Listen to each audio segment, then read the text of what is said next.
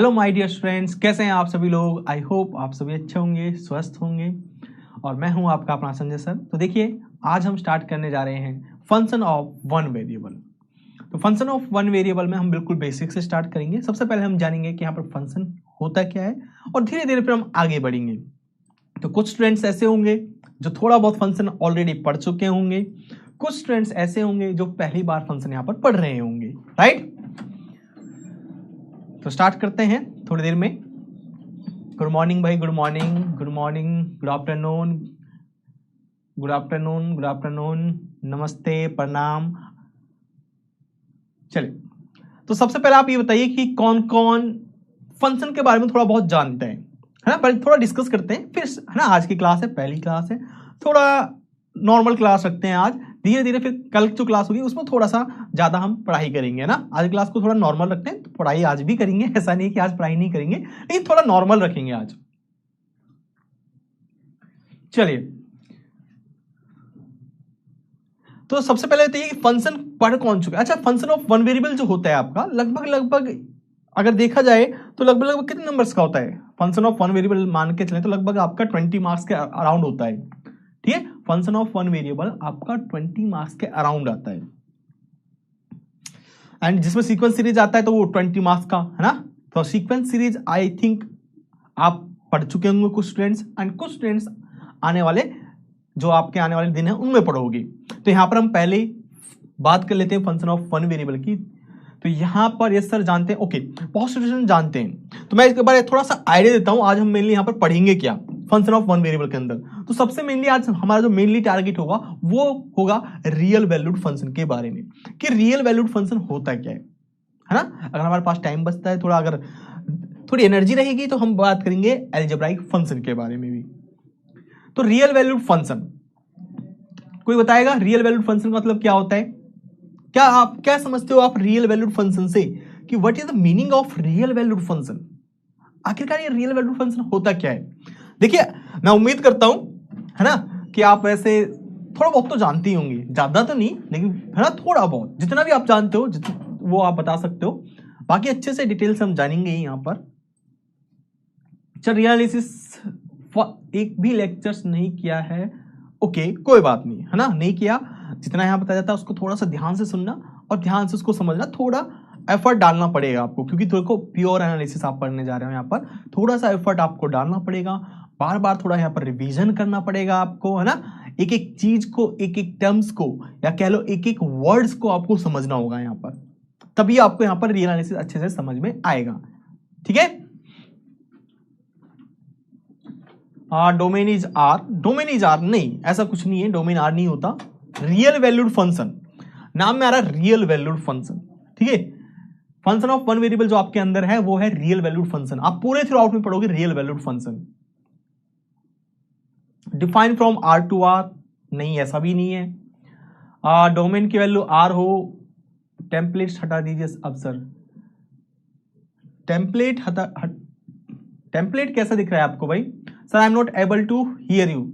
आपको देखिए, अगर किसी को कुछ वॉइस नहीं आ रही, कुछ टेक्निकल इश्यू हो सकता है, आप ऐप को बंद करके फिर से स्टार्ट कर लीजिएगा, आपको वॉइस आ जाएगी ना। I think I am audible, है ना, एम आई ऑडिबल ना everyone. Domain and codomain is R, चलिए कोई बात नहीं, कुछ हद तक आप सही कह रहे हो, है ना। बाकी देखते हैं। सर वीडियो और ऑडियो दोनों नहीं आ रहे हैं। देखो, जिनको कुछ प्रॉब्लम्स है वो प्लीज, है ना, दोबारा से ऐप को ऑन करें, बंद करके। जो आंसर रियल वैल्यू, चलिए, तो यहां पर ओके, वॉइस क्लियर है, ओके, वेरी गुड, चलिए ठीक है। तो जिनको प्रॉब्लम है उनके साथ से कुछ टेक्निकल ग्लिच होगा, उनका इंटरनेट इशू होगा, वो पर्सनल आप देख सकते हो क्या है। चलिए मैं एक बार फिर से एक बार चेक कर लेता हूं, फिर से मैं आपको बताता हूं कि क्या प्रॉब्लम है।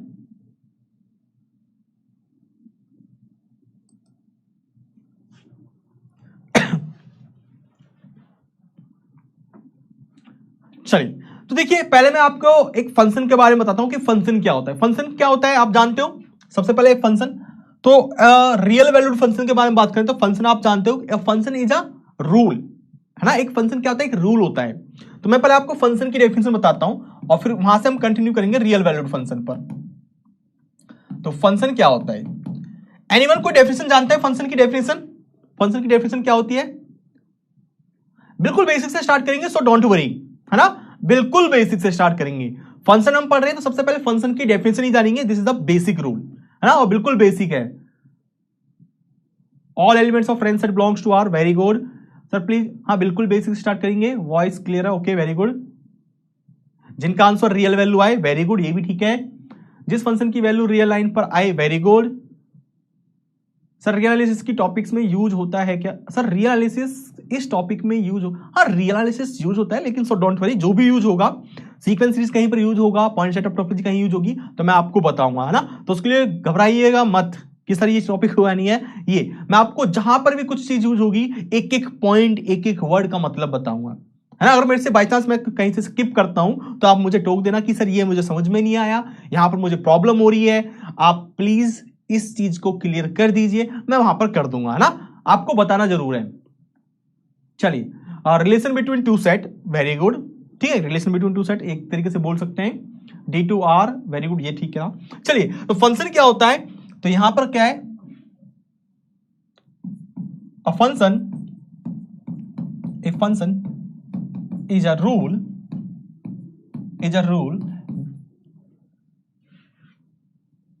that assign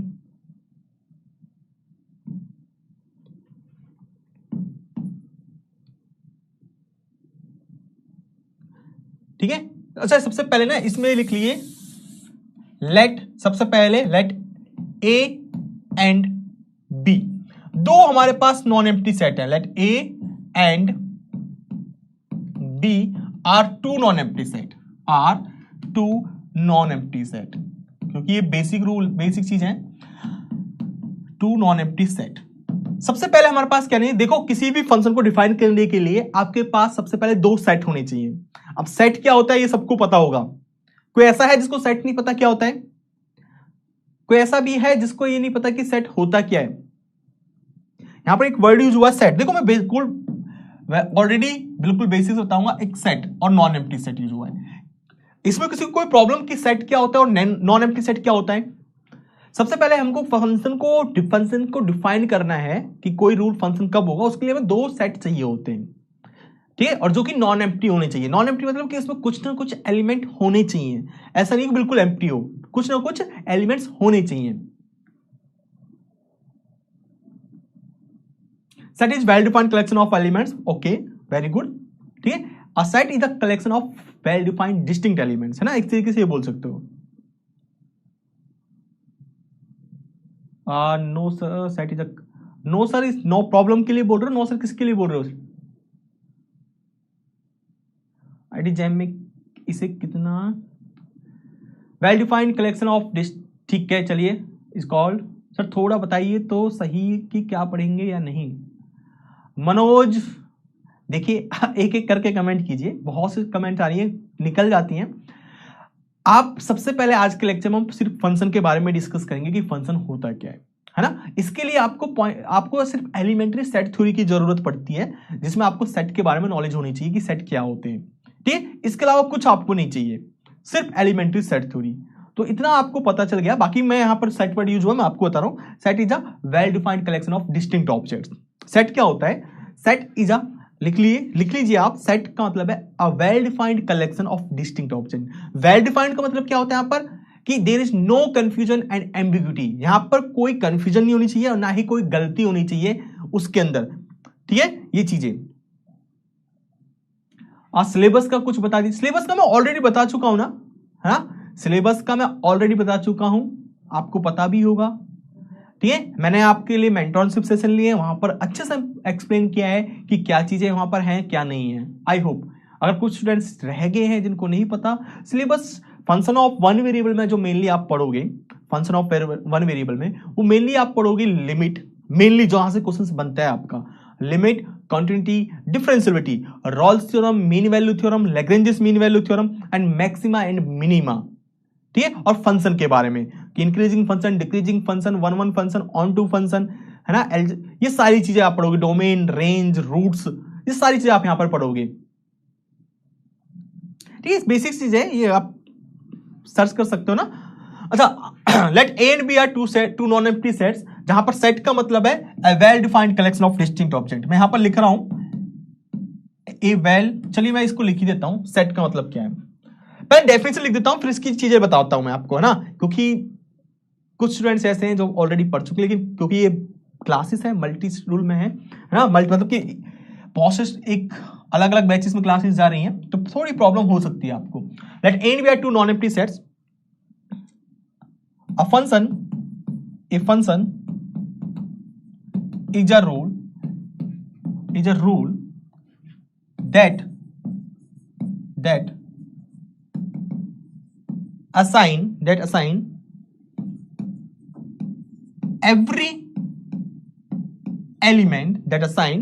every element of a, ये सेट है, every element of a to a unique element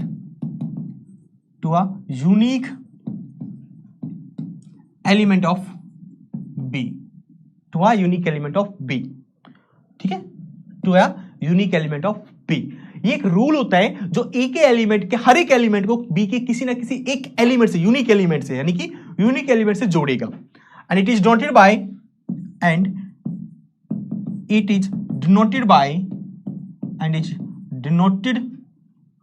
bye f such that a to b।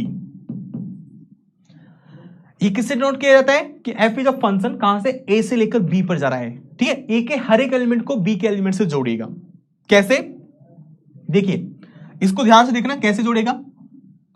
1 minute,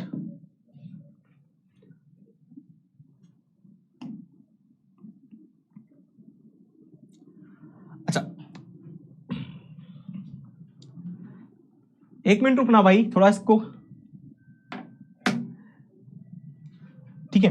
जैसे मान के चलो, मैं आपको समझाता हूं, यहां पर ये एक ए सेट है, ठीक है, यहां पर आपके पास 3 एलिमेंट्स है, सपोज 1 2 3 एलिमेंट्स, सपोज कर लो 3 एलिमेंट्स है, ज्यादा एलिमेंट भी हो सकते हैं। This is the set A and एक सेट है B, this is the set B, ठीक है। इसमें आपके पास कुछ कितने भी एलिमेंट्स हो सकते हैं, A B C D, suppose करो ये एलिमेंट है, तो ये क्या करेगा कि फंक्शन क्या है, फंक्शन अपने आप में एक रूल है, और फंक्शन इज अ रूल, सबसे ध्यान रखना ये एक रूल है। कैसा रूल है, that assign every element of A, ध्यान रखना हर एक एलिमेंट, ये मोस्ट इंपोर्टेंट यहां पर, जहां पर मैं लिख रहा हूं ये अपने आप में इंपोर्टेंट है। एवरी एलिमेंट किसका, ए का, that assign every element of A to a unique element of B, किस पर, यूनिक एलिमेंट, किसका यूनिक एलिमेंट है भाई, बी के यूनिक एलिमेंट पर असाइन कर रहा है, कि जोड़ रहा है। यानी कि आप ये कह सकते हो यहां पर जो ये आपका 1 है, ये किसी ना किसी एक एलिमेंट से जुड़ा हो सकता है बेस्ट।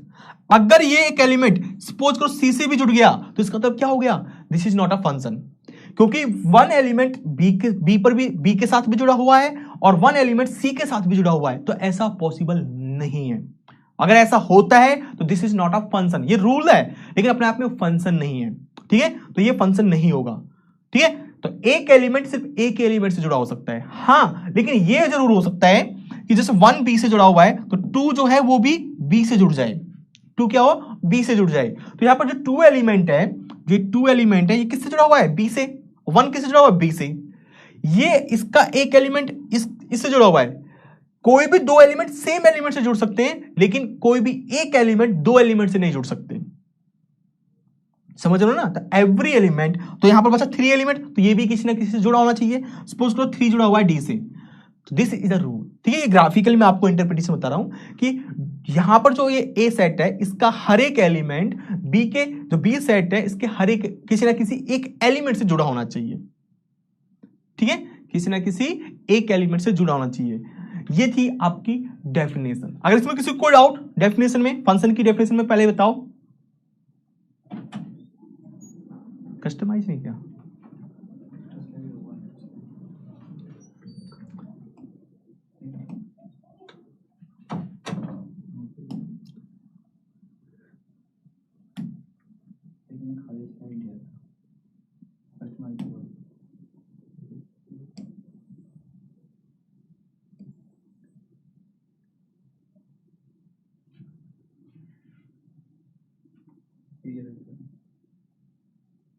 वाला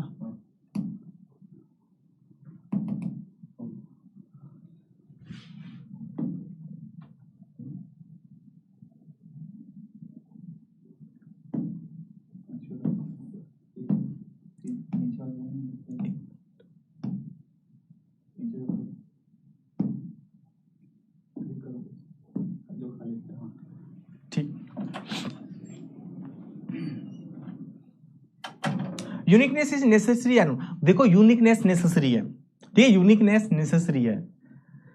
आप फिर से रिकॉल कर लीजिए, देखिए, हाँ फिर से देखिए, थोड़ा टेक्निकल वो तो ग्रीन पर्दा आ रहा था इसलिए वो थोड़ा सा है ना डिस्टर्बेंस हो गया, कोई बात नहीं। फंक्शन क्या होता है, फंक्शन अपने आप में एक रोल होता है जिसके लिए हमें 2 नॉन एम्प्टी सेट चाहिए, ए और बी नॉन एम्प्टी होने चाहिए। अब यहां पर जो आया है नॉन एम्प्टी सेट क्या होता है इसको मैं अभी थोड़ी देर में एक्सप्लेन करूंगा, अभी थोड़ी देर के लिए मान लिया कि नॉन एम्प्टी सेट है ना। और तो फंक्शन अपने आप में एक रूल होता है जो ए के हर एलिमेंट को बी के किसी ना किसी यूनिक एलिमेंट से जोड़ता है। जैसे फॉर एग्जांपल से समझिए, मैं ये आपको एग्जांपल से समझ में आएगा। जैसे फॉर एग्जांपल मैं पहले आपको जियोमेट्रिकली बता देता हूं ना, फिर मैं आपको मैथमेटिकली बताऊंगा। जैसे एक ए सेट है, ये अपने आप में एक ए सेट है और यहां पर एक बी सेट है, ये आपका बी सेट है, ठीक है। यहां पर आपका एक रूल होगा ए से बी पर, ठीक है, ये एफ है, एफ अपने आप में एक रूल है कहां पर, ए से बी पर जा रहा है, ठीक है। तो यहां पर आपके पास सपोज करो एक एलिमेंट लेते हैं A B C D, 4 element ले लेते हैं, ठीक है। यहां पर 1 2 3 4 लिख लेते हैं, 1 2 3 4 5 6 ले लेते हैं। चलिए, तो मैं यहां पर कुछ लिख रहा हूं, जैसे ये 1 2 से जुड़ा, बी 1 से जुड़ा, सी 3 से, डी ई से जुड़ा हुआ, ये हो गया। क्या यहां पर फंक्शन की डेफिनेशन फुलफिल हो रही है, क्या यहां पर फंक्शन की डेफिनेशन फुलफिल हो रही है। देखिए आज का जो लेक्चर है बिल्कुल बेसिक है, आप अच्छे से समझ लो, एक बार बेसिक आपको समझ में आ गया ना, फिर हम आसानी से रफ्तार पकड़ सकते हैं। अगर बेसिक में कहीं गड़बड़ होगी ना, फिर आगे का जितना भी आप पढ़ोगे ना, आपको कुछ समझ में नहीं आएगा, सारा कुछ सर के ऊपर से जाएगा। इसलिए बेसिक पर थोड़ा ध्यान देना। जहां पर भी आपको कंफ्यूजन लग रही है, जहां पर भी आपको डाउट है, प्लीज पूछ लेना तुरंत, है ना, संकोच मत करना। तो दिस इज क्या, ये जो यहां पर ये मैंने रूल डिफाइन किया है कि इससे जुड़ा हुआ है, इससे जुड़ा हुआ है, क्या यहां पर फंक्शन की जो डेफिनेशन है उसको फुलफिल कर रहा है। एवरीवन क्या कर रहा है बताइए। चलिए, और मैं यहां पर भी एक ए ले लेता हूं, एक बी लेता हूं, यहां पर दिस, यहां पर भी ले लेते हैं ए बी सी एंड 1 2 3 4, 1 ए से, 1 3 से, बी 2 से एंड सी 4 से। क्या ये सेटिस्फाई कर रहे हैं, this is the example number 1। क्या दोनों सेटिस्फाई कर रहे हैं, या कौन सा सेटिस्फाई कर रहा है, कौन सा नहीं कर रहा है।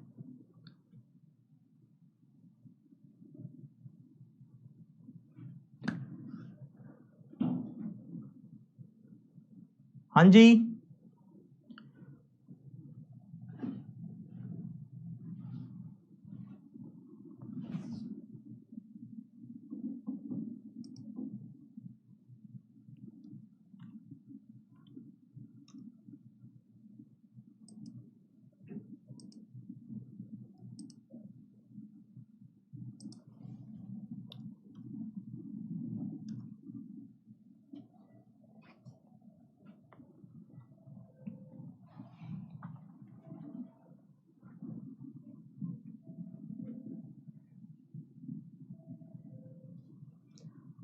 आपका कुछ रेस्पॉन्स नहीं आ रहा, क्या हुआ, कुछ प्रॉब्लम। देखिए कुछ ना कुछ तो आपको बोलना पड़ेगा।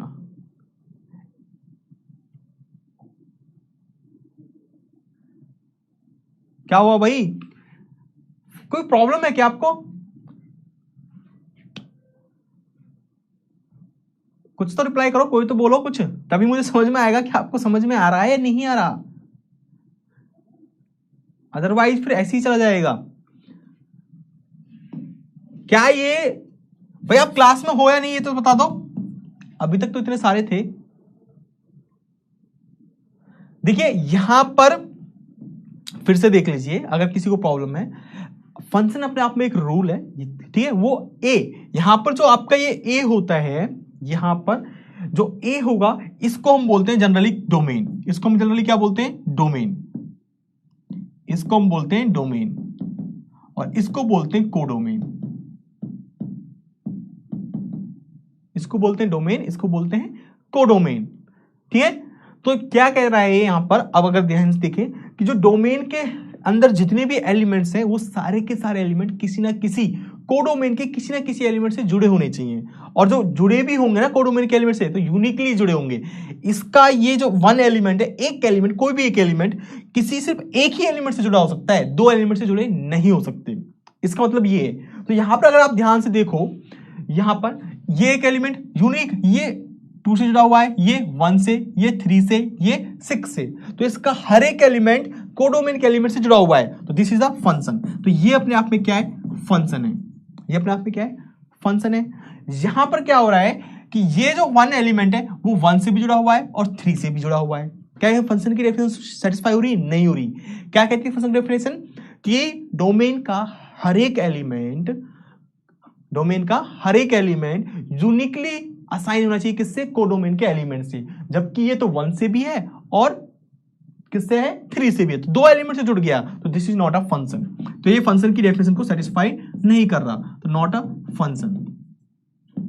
Is it clear? तो इस तरीके से आप पता कर सकते हो। ये था जियोमेट्रिकली इंटरप्रिटेशन। ओके, यानी कि किसी भी सेम एलिमेंट की दो इमेजेस नहीं आ सकती, किसी भी सेम एलिमेंट की दो इमेजेस नहीं। अभी मैं आपको बताऊंगा इमेजेस क्या होती है। ओके, फंक्शन यहां पर आपको ये समझ में आ गया। मैं भी आपको सेट के बारे में बता रहा था। सेट में कुछ लोगों ने बताया, कुछ आप में से, कि सेट क्या होता है, a well defined collection of distinct object. A well defined collection, a well-defined collection of distinct objects, right? अब यहां पर फिर भी स्टिल थोड़ी बहुत कंफ्यूजन होगी कि सर आप ये तो ठीक है, अब यहां पर एक वर्ड यूज हो रहा है वेल डिफाइंड और एक यूज हो रहा है यहां पर डिस्टिंक्ट ऑब्जेक्ट्स। अब डिस्टिंक्ट ऑब्जेक्ट मतलब तो सबको पता है, अलग अलग ऑब्जेक्ट्स होने चाहिए, सेम एलिमेंट नहीं आ सकते, एक सेट के अंदर सेम एलिमेंट नहीं आ सकते, अलग अलग एलिमेंट आते हैं, ठीक है। एंड वेल डिफाइंड मतलब क्या होता है, यहां पर इस वेल डिफाइंड का मतलब है नो कंफ्यूजन, कंफ्यूजन नहीं होनी चाहिए कि वो सेट के अंदर है या नहीं है, ठीक है, नो कंफ्यूजन। और कह सकते हो नो एम्बिग्यूटी, ठीक है, यानी कोई गलती नहीं होनी चाहिए। जैसे मैं बोलूं कि एक सेट है ना, अगर मैं कहूं कलेक्ट कीजिए, एक कलेक्शन कीजिए और उसके अंदर दुनिया के बेस्ट खिलाड़ियों को कलेक्ट कीजिए, बेस्ट क्रिकेट प्लेयर को कलेक्ट कीजिए, तो आपके अकॉर्डिंग क्या होने चाहिए? अगर मैं कहूं कि collection of best cricketers in the world, क्या होगा? किसी के अकॉर्डिंग कुछ होगा, किसी के अकॉर्डिंग कुछ होगा, तो इसमें क्या है, कंफ्यूजन है।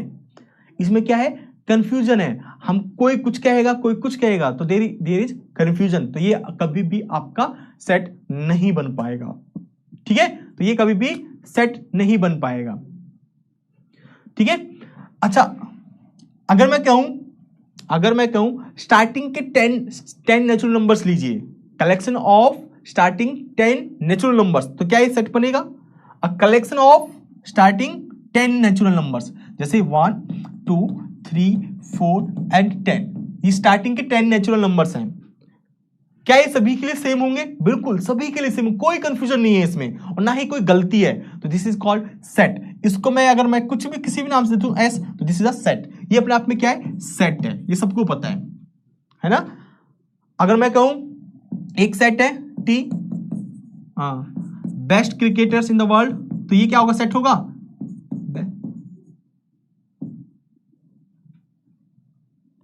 ठीक है, best cricketers in the world. भाई स्पेलिंग और पेलिंग चेक कर लेना, थोड़ी बहुत गलती हो सकती है ना। तो best cricketers in the world, क्या ये सेट होगा?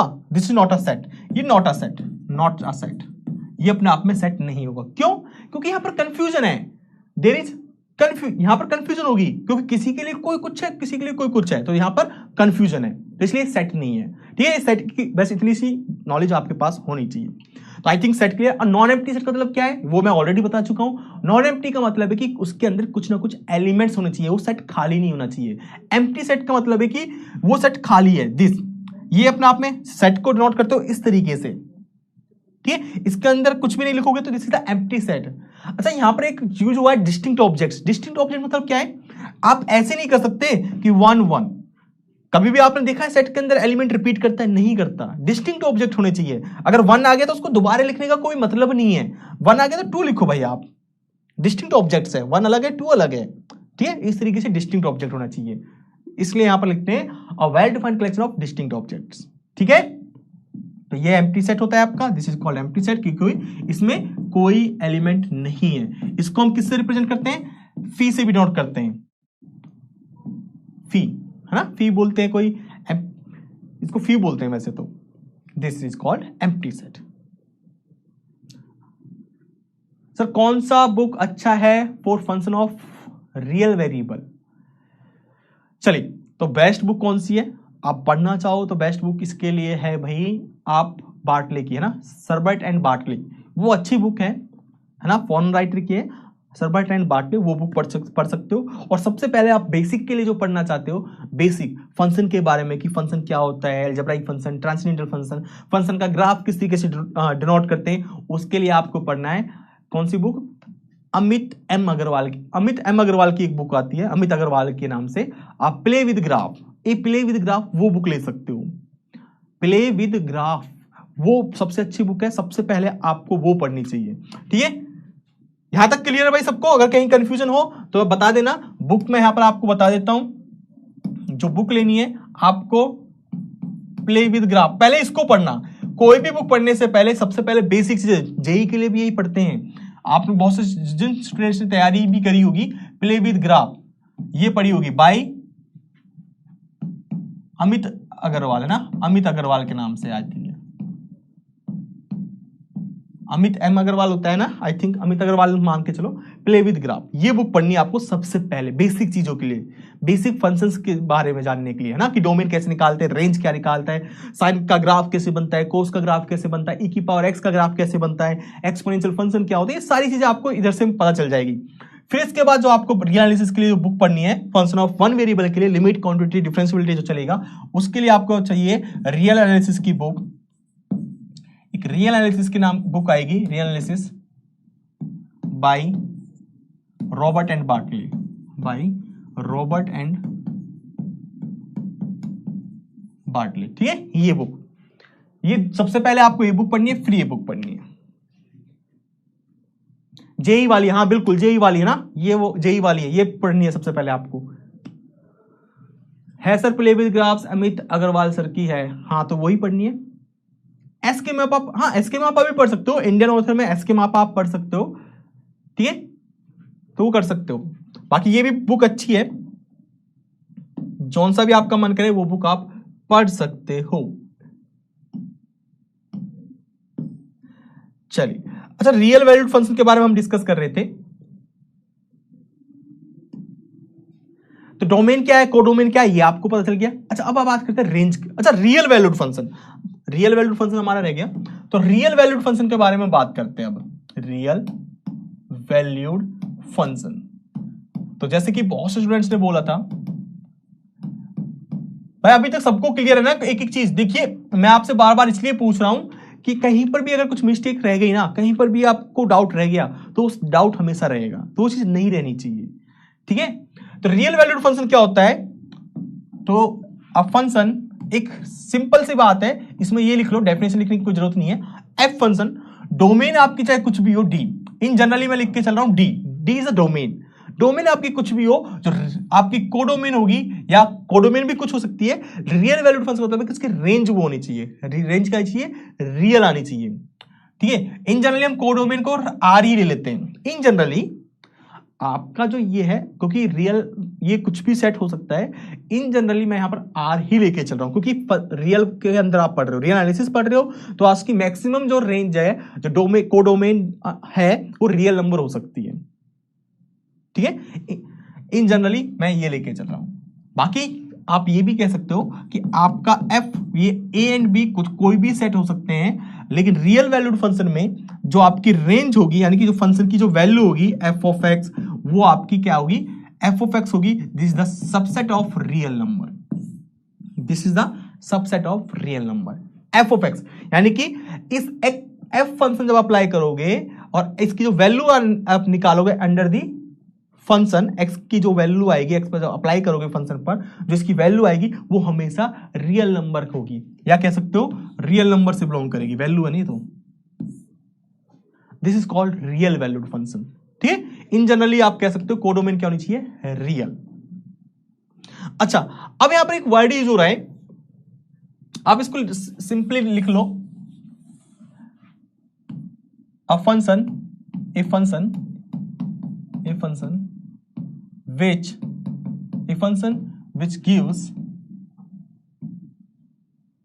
which gives real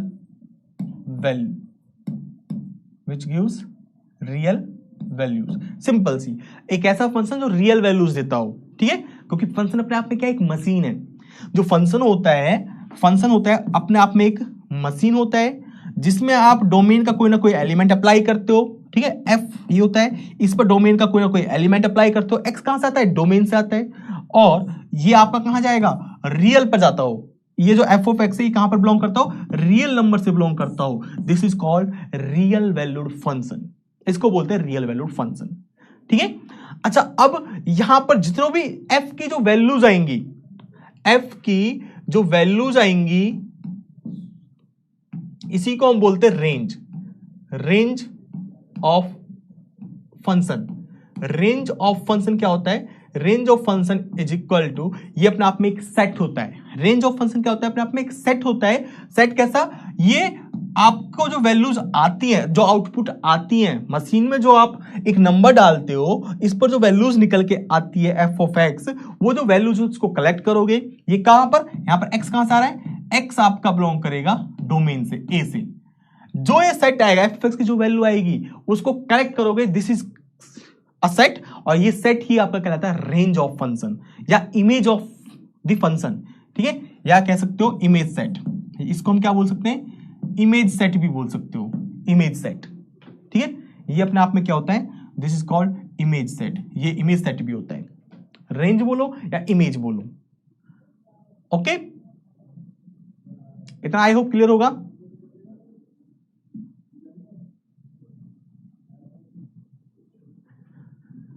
sir codomain के वो एलिमेंट जो रिलेटेड हैं डोमेन, हाँ बिल्कुल ये भी कह सकते हो। Sir is function of real variable part of calculus, sir is function of real variable part of calculus analysis के, हाँ कह सकते हो ना। देखो ये जो यूज है ना, ये एक ऐसी चीजें हैं जो आप पढ़ रहे हो, फंक्शन बेसिक चीजें हैं, ये कहीं ना कहीं थ्रू आउट आपके हर जगह यूज होंगी। चाहे आप ऑर्डिनरी डिफरेंशियल इक्वेशन पढ़ो, है ना, चाहे आप कैलकुलस पढ़ो, चाहे आप ग्रुप थ्योरी पढ़ो, चाहे आप रियल एनालिसिस पढ़ो, कुछ भी पढ़ो, ये थ्रू आउट आपका यूज होता ही होता है हर चीज में। ये बेसिक है मैथमेटिक्स का।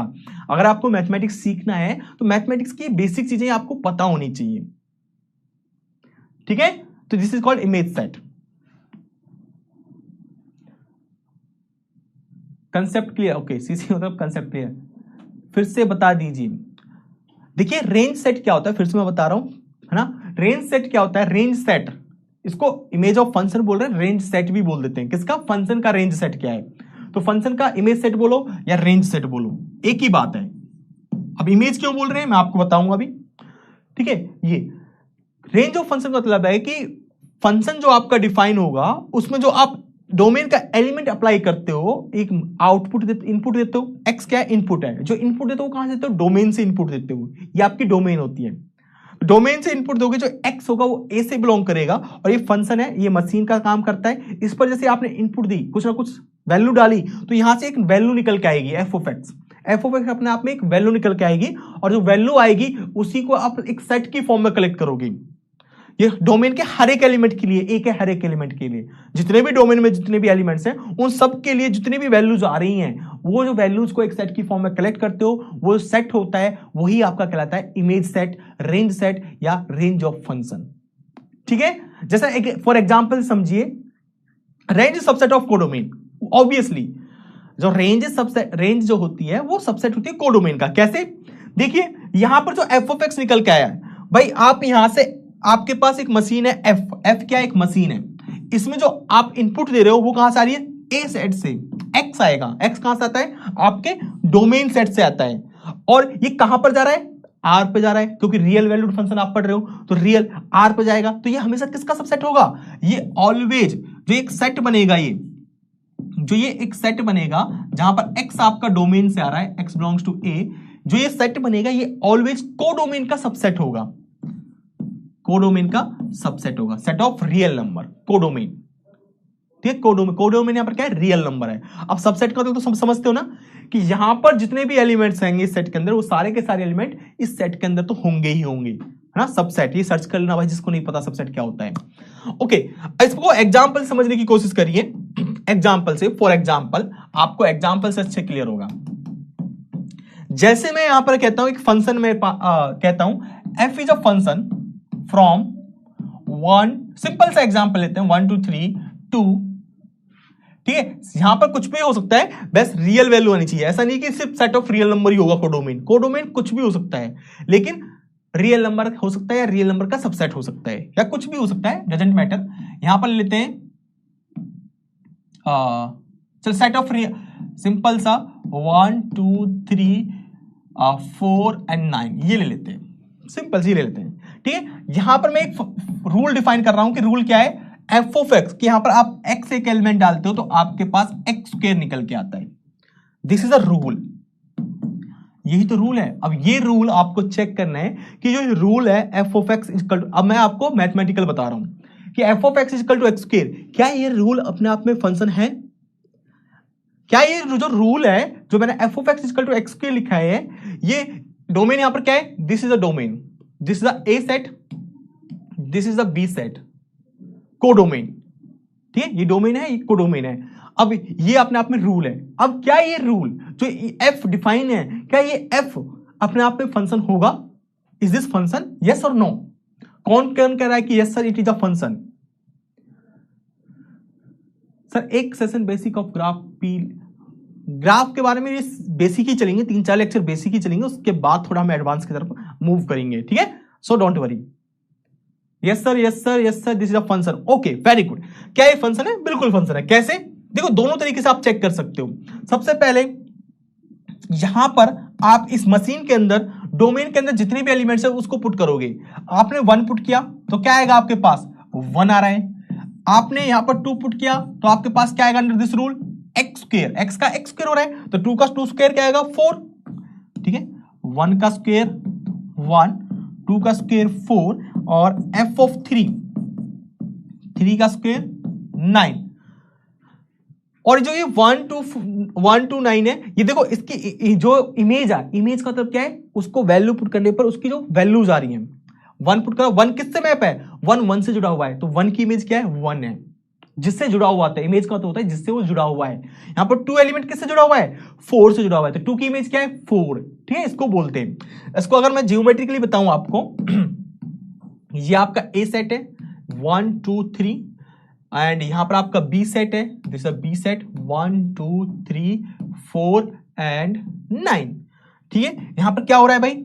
यहां पर आपका 1 किससे जुड़ा हुआ है? 1 से जुड़ा हुआ है। 2 किससे जुड़ा हुआ है? 4 से जुड़ा हुआ है। 3 किससे जुड़ा हुआ है? 9 से जुड़ा हुआ है। ठीक है, अब फंक्शन की डेफिनेशन ध्यान से देखिए। एवरी एलिमेंट ऑफ ए, ठीक है, is assign to a unique element of B. इसका हर एक एलिमेंट 1 2 3 कोई ना कोई हर एक एलिमेंट किसी ना किसी से जुड़ा हुआ है। अब क्या यूनिकली 1 से जुड़ा हुआ, एक एलिमेंट से जुड़ा हुआ है, 2 4 से एक एलिमेंट से जुड़ा हुआ है, 3 ये भी एक एलिमेंट से जुड़ा हुआ है। तो यानी कि फंक्शन की डेफिनेशन यहां पर सेटिस्फाई हो रही है। इसका मतलब क्या हुआ? F is a function, F is a function, right. ये अच्छा, एक और मैं अगर मैं एक और एग्जांपल लूं, यहां पर एक और मैं एग्जांपल लेता हूं। सपोज करो सेम एग्जांपल अगर मैं लूं, सेम एग्जांपल मैं यहां पर लेता हूं, ये वाला। ठीक है, बस थोड़ा सा चेंज कर लेता हूं डोमेन और कोडोमेन में। एफ यहां पर मैं ले लेता हूं -1 1 2 -2, सपोज करो ये ले लेता हूं, और यहां पर ले लेता हूं मैं 1 2 3 4 ये, और रूल ले लेता हूं same, F of X equal to X square. Is this function or not? क्या ये अब फंक्शन है या नहीं है? Is this function, yes or no? बताइए भाई, क्या ये फंक्शन है? ये अपने आप में अभी तक रूल है। देखो, अभी तक ये अपने आप में फंक्शन नहीं है। F is a rule from A to B such that, ये सच दैट होता है यहां पर ठीक है, सच दैट, किस तरीके से, रूल जो गिवन है, such that F of X equal to X के। अब ये पूछ रहे हैं कि क्या ये अपने आप में फंक्शन है, तो कुछ लोग कह रहे हैं yes no yes no yes no. चलिए तो देखिए यस और नो में इसका आंसर क्या होगा। ध्यान से देखो, आप मशीन के अंदर आपने डाला -1 डाला तो -1 की पावर 2 इज इक्वल टू 1। ठीक है, आपने फिर 1 डाला तो क्या आएगा, 1 की पावर 2 1। अब ध्यान से देखो, जो -1 एलिमेंट है और 1 एलिमेंट, वो किससे जुड़े हुए हैं, सेम एलिमेंट से जुड़े हुए हैं। क्या यहां पर कोई प्रॉब्लम होगी, नहीं होगी। ठीक है, क्या यहां पर कोई प्रॉब्लम होगी, नहीं होगी। f ऑफ 2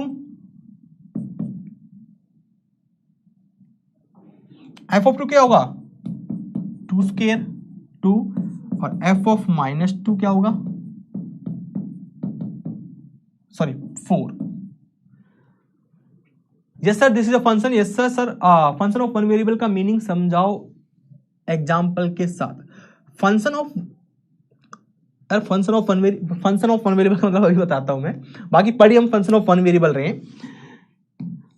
तो यहां पर देखो, तो फंक्शन की डेफिनेशन सेटिस्फाई हो रही है, कोई प्रॉब्लम नहीं है। -1 एक एलिमेंट से जुड़ा हुआ 1 से, 1 एक एलिमेंट से जुड़ा हुआ 1 से, है ना। 2 एक एलिमेंट से जुड़ा 4 से, -2 4 से, तो कोई प्रॉब्लम नहीं है यहाँ पर। अगर आप ध्यान से देखो तो यहाँ पर फंक्शन की डेफिनेशन उसमें कोई प्रॉब्लम नहीं है। -1 1 2 -2, यहाँ पर जो b है 1 2 3 4, कोई प्रॉब्लम दिख रही है क्या आपको यहाँ पर। -1 1 से जुड़ा हुआ है, कोई प्रॉब्लम नहीं है। एंड 1 वो भी 1 से जुड़ा हुआ है, कोई प्रॉब्लम नहीं है। भाई ये हर एक एलिमेंट जुड़ा हुआ है यूनिकली। ये भाई देखो यहां से एक लाइन निकल रही बस, -1 सिर्फ 1 से जुड़ा हुआ है, किसी और से नहीं जुड़ रहा।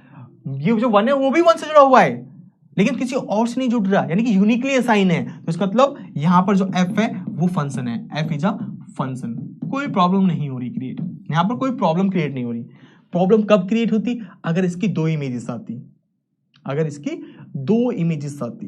कैसे, फॉर एग्जाम्पल मैं आपको बताता हूं। जैसे यहां पर लिखो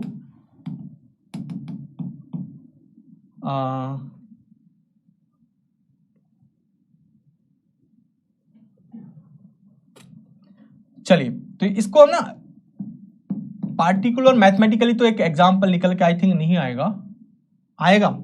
मैथमेटिकली कोई एग्जांपल निकल के आएगा, ग्राफिकली तो मैं आपको बता सकता हूं। मैथमेटिकली देखा जाए तो -2 नहीं आएगा ना। चलिए छोड़िए, बाद में डिस्कस करेंगे। तो यहां पर ये देखिए एक रूल, ये एक ए सेट है, ग्राफिकली देख लीजिए, मैथमेटिकली कल के क्लास में देख लेंगे। ठीक है, ए एंड बी। यहां पर मैं लिखूं -1 1 2, ये लेते -2 एंड 1 2 3 4। अगर मैं ये कर दूं कि -1 1 से जुड़ा हुआ है और -1 2 से जुड़ा हुआ है, तो this is not a function, तो ये फंक्शन नहीं होगा। तो ये अपने आप में फंक्शन नहीं होगा। क्या ये अपने आप में फंक्शन होगा, नहीं होगा। क्यों, क्योंकि देखो -1 जो है वो 1 से भी जुड़ा हुआ है और जो -1 है वो 2 से भी जुड़ा हुआ है, तो this is not a function. तो ये आप f जो है इज नॉट अ फंक्शन, ये अपने आप में फंक्शन नहीं होगा, क्योंकि एक डोमेन का एक एलिमेंट को डोमेन के 2 एलिमेंट से जुड़ गया है, इसलिए it is not a function. ठीक है, y ऑफ रूट एक्स ले सकते हैं, y ऑफ रूट एक्स नहीं ले सकते, है ना। हाँ ले सकते, y ऑफ रूट एक्स ले सकते हैं क्या, नहीं ले सकता, आई थिंक नहीं ले सकते ना, यूनिक इमेज नहीं है। रूट एक्स बहुत से बोल रहे हैं, अगर मैं y रूट एक्स लेता हूं तो क्या पॉसिबल है, नहीं है ना आई थिंक। कैसे होगा, कोई एग्जांपल बताओ। y equal to root X के लिए, y इक्वल टू आप रूट एक्स बोल रहे हो कि sir this is not a function. कैसे ये फंक्शन नहीं है, फंक्शन तो है ये। अभी डिपेंड करेगा डोमेन को डोमेन क्या ले रहे हो, क्योंकि नेगेटिव नंबर पर कभी डिफाइन नहीं होता। आप रियल एनालिसिस पढ़ रहे हो तो रियल एनालिसिस में कभी भी एक्स की वैल्यू -1 -2 तो पुट नहीं कर सकते। तो ऐसा कोई एलिमेंट लेगा 2 एलिमेंट से जुड़ा हुआ, 2 एलिमेंट से जुड़ा हुआ हो। अगर मैं एक्स की वैल्यू 4 लूं तो 4 का मतलब 2 आएगा। ओके, 2 और किसी पे आएगा, नहीं आएगा। ठीक है, ये भी एलिमेंट है, ठीक है, ये है, ये भी फंक्शन बनेगा। सो डोंट वरी, कोई बात नहीं। अच्छा, अब कुछ एक स्टूडेंट्स कह रहा था sir function of one variable का मतलब क्या है? कोई बताएगा फंक्शन ऑफ वन वेरिएबल का मतलब क्या है? फंक्शन ऑफ वन वेरिएबल, हम पर फंक्शन ऑफ वन वेरिएबल क्या होता है? क्या होता है फंक्शन ऑफ वन वेरिएबल? एक ऐसा फंक्शन, सिर्फ फंक्शन ऑफ वन वेरिएबल ऐसा फंक्शन जो सिर्फ एक ही वेरिएबल पर डिपेंड करता हो, ऐसा फंक्शन जो एक ही वेरिएबल पर डिपेंड करता हो। For example y equal to F of X, यहां पर f अपने आप में एक फंक्शन है, ठीक है, जो कितनी वैल्यूज ले रहा है, कितनी वैल्यूज ले रहा है? एक ही वैल्यू ले रहा है x। This is called function of one variable. जो एक ही वेरिएबल पर डिपेंड करता हो उसको बोलते हैं function of one variable. Is it clear? which contain a single variable where f of x type, okay, very good, depend on single variable, very good, a function which has only one independent variable, very good, ये भी ठीक है। तो यहां पर जो f function है वो x पर डिपेंड कर रहा है, तो यानी कि x की वैल्यू असाइन करेंगे और इसकी y की वैल्यू हम कैलकुलेट करेंगे। तो यहां पर क्या होगा, यहां पर जो x है यहां पर क्या है, इंडिपेंडेंट वेरिएबल, ये क्या है, इंडिपेंडेंट वेरिएबल, और y यहां पर क्या हो जाएगा, डिपेंडेंट वेरिएबल, क्योंकि इसकी जो वैल्यूज आ रही है इसको y की इक्वल मान के चल रहे हैं हम, तो y is a dependent variable. This a function a function which is depend only one variable, सिर्फ जो वन वेरिएबल पे डिपेंड करता हो उसको बोलते हैं फंक्शन ऑफ वन वेरिएबल। अच्छा, फंक्शन ऑफ टू वेरिएबल क्या होगा फिर?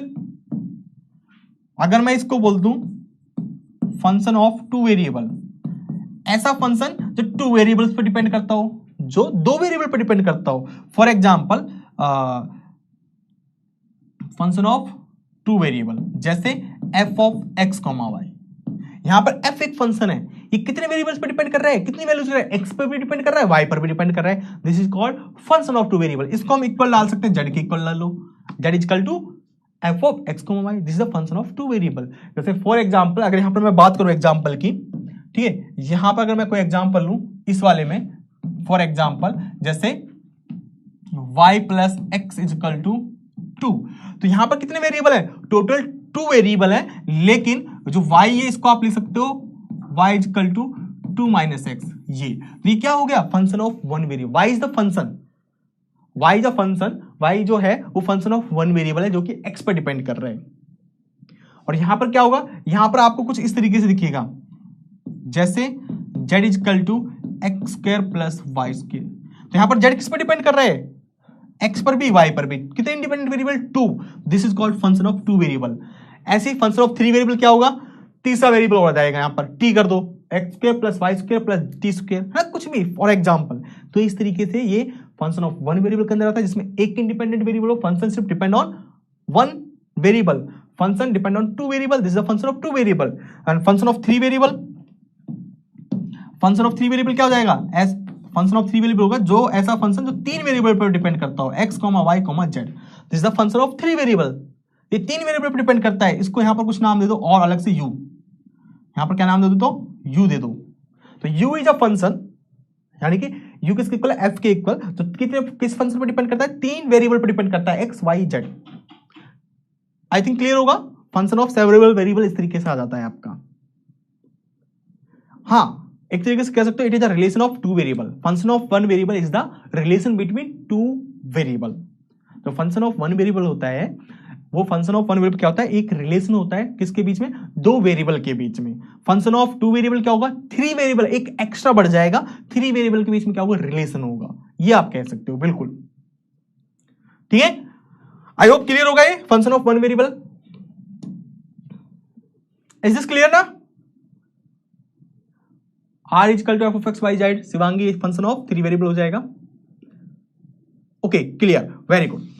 तो डोमेन क्लियर आपको, रेंज क्लियर आपको, और क्या क्लियर यहां पर, domain, range, codomain, and function of one variable, function of two variable, function of three, function of several variable, automatically clear.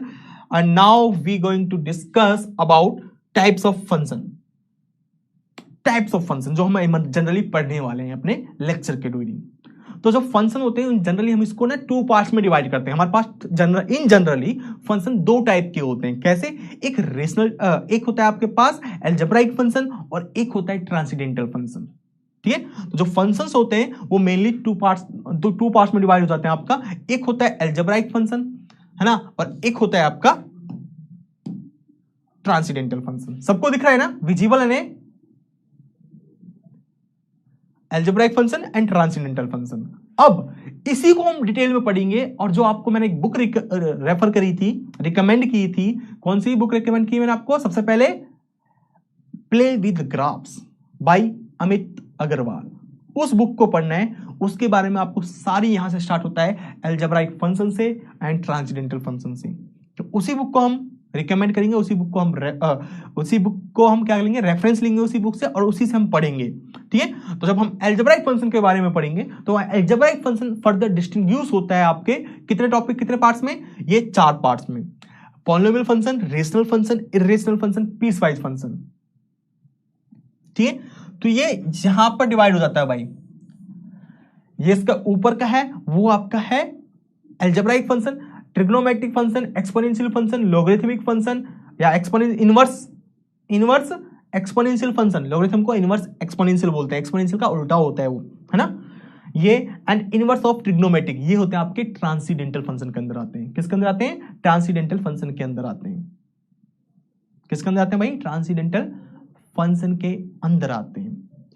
तो जो अलजेब्राइक फंक्शन होते हैं, इसी को हम अच्छे से पहले पढ़ेंगे कि पॉलिनोमियल फंक्शन क्या होता है आपका, उसके ग्राफ किस तरीके से बनते हैं, रेशनल फंक्शन क्या होते हैं, उसका ग्राफ, डोमेन, रेंज क्या होती है, इर्रेशनल फंक्शन क्या होता है, उसकी डोमेन एंड रेंज क्या होते हैं, पीसवाइज फंक्शन क्या होता है उसके अंदर।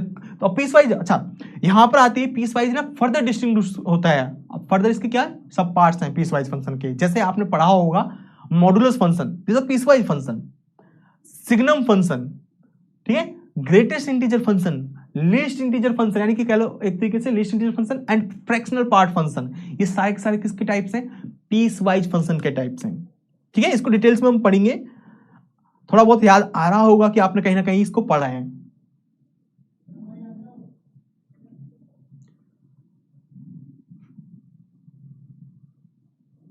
ठीक है, चलिए। अच्छा, अलजेब्राइक फंक्शन होता क्या है? किसी को कुछ पता है कि अलजेब्राइक फंक्शन होता क्या है? कुछ थोड़ी बहुत नॉलेज, आपका माइंड क्या कहता है, या आप अलजेब्राइक फंक्शन से आप क्या समझते हो? क्लास 11th में आपने पढ़ा होगा अलजेब्राइक फंक्शन, बिल्कुल 11th में भी पढ़ा होगा, 12th में भी पढ़ा होगा, फिर भी स्टिल किसी को कुछ याद कि क्या होता है अलजेब्राइक फंक्शन?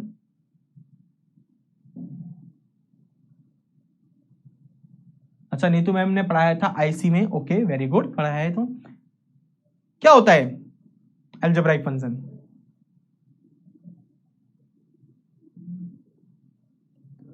देखो, लेक्चर कितने टाइम तक है?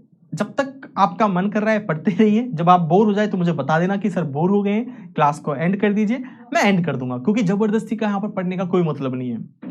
क्योंकि टॉपिक ऐसा है आपका रीएनालिसिस, अगर एक बार ये इसको आप जबरदस्ती पढ़ोगे तो आपको नहीं आएगा समझ में।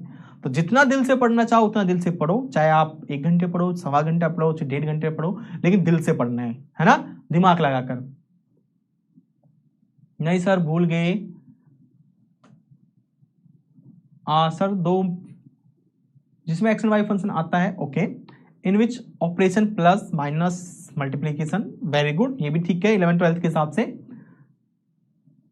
सर रूट्स ऑफ पॉलिनोमियल कह सकते हैं, रूट्स ऑफ पॉलिनोमियल, लेकिन रूट्स ऑफ पॉलिनोमियल कितना? पॉलिनोमियल जो पॉलिनोमियल होगा वो कैसा पॉलिनोमियल होगा, डिपेंड करता है यहां पर विच रूट्स इज अलजेब्राइक नंबर। एक ठीक है, 1.25 घंटे क्लास सकते हैं, कोई नहीं, थोड़ा बहुत पढ़ लो। अलजेब्राइक फंक्शन के बारे में पढ़ लेते हैं, फिर क्लास को एंड करते हैं।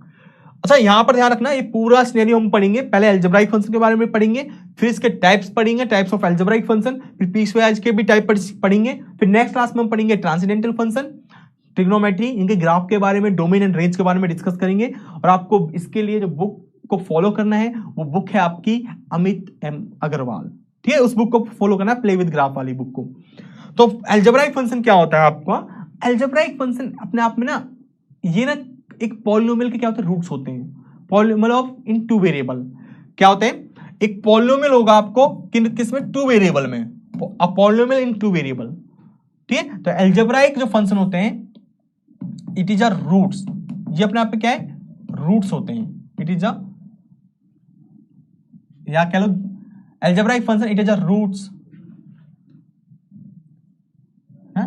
या दे आर, एल्जेब्राइक फंक्शंस के बारे में बात करने, they are roots of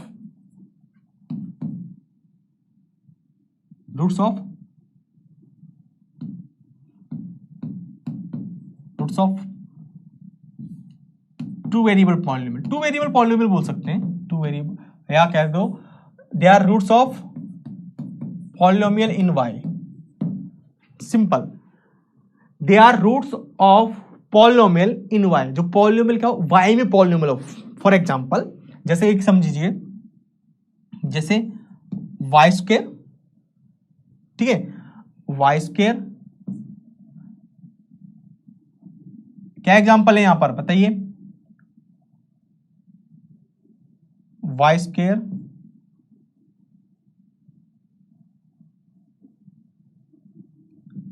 minus Y, क्या एग्जांपल लेना चाहिए भाई, कोई बताएगा क्या एग्जांपल लूं मैं यहां पर, एक एग्जांपल मैंने लिया था, चलिए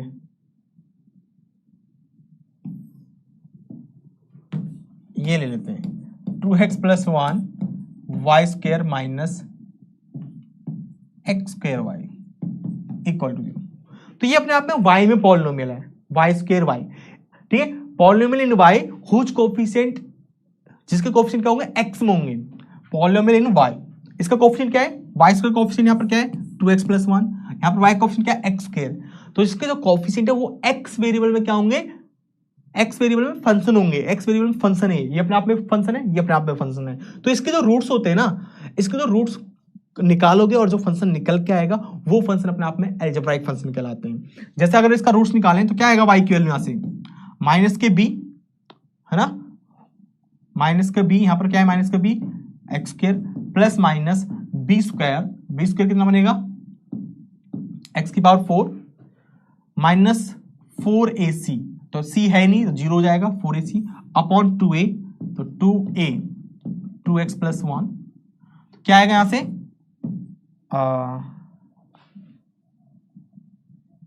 माइनस का b, तो ये आएगा x square plus minus x की पावर 4 2x + 1, इस तरीके से निकालते हैं ना हम 4ac, राइट, इस तरीके से निकालते हैं।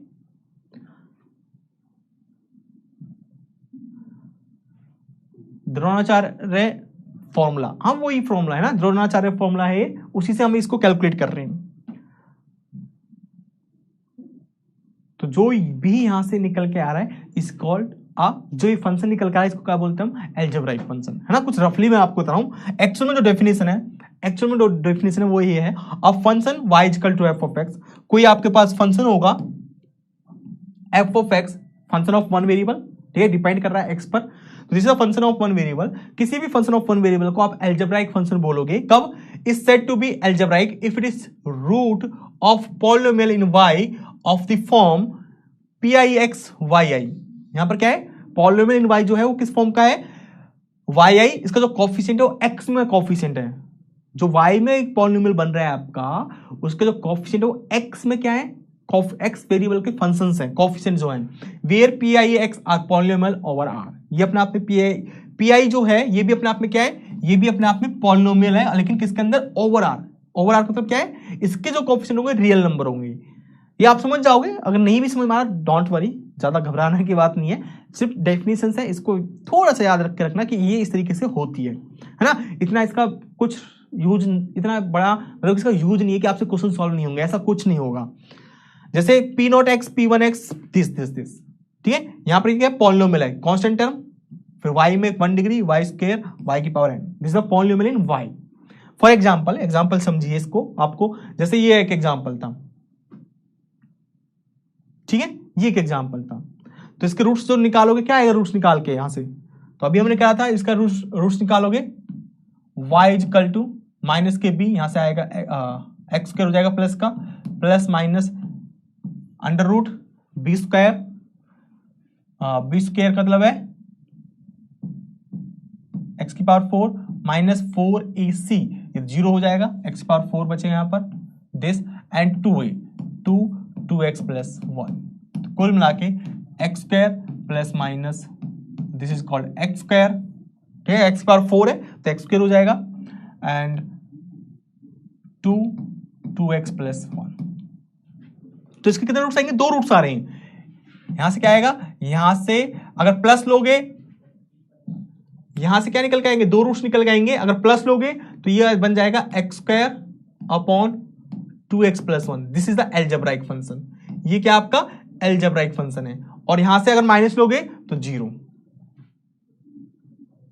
सिंपल सी बात है ना, माइनस लोगे तो 0, तो ये भी अपने आप में क्या है? 0 फंक्शन है, ये अपने आप में क्या बनेगा? 0 function, f of x is equal to 0, this is called algebraic function. और इस पर देखो सिंपल क्या है, जो अभी आप डेफिनेशन बता रहे थे 11th 12th वाली, वो क्या है? यहाँ पर सिंपल डेफिनेशन है, x square upon 2x plus 1, क्या है यहाँ पर? एडिशन, और क्या है? ये रेशनल हो रहा है, डिवीजन हो रहा है, simple, this is called algebraic function. Simple, जहां पर प्लस हो रही हो, माइनस हो रही हो, मल्टीप्लीकेशन हो रही हो, डिवीजन हो रही हो, ऐसे फंक्शंस को आप बोलते हो एल्जेब्राइक फंक्शन, ठीक है। यहां पर यही हो रहा है, यहां पर कुछ नहीं हो रहा, दिस इज एल्जेब्राइक फंक्शंस, ठीक है। यहां पर आगे देखो सेकंड एग्जांपल में क्या हो रहा है?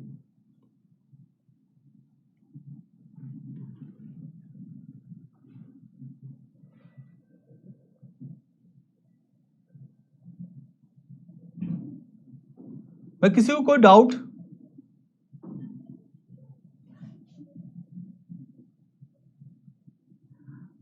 ठीक है, जो सूत्र लग रहा है श्रीधराचार्य सूत्र, वही लगाया भाई।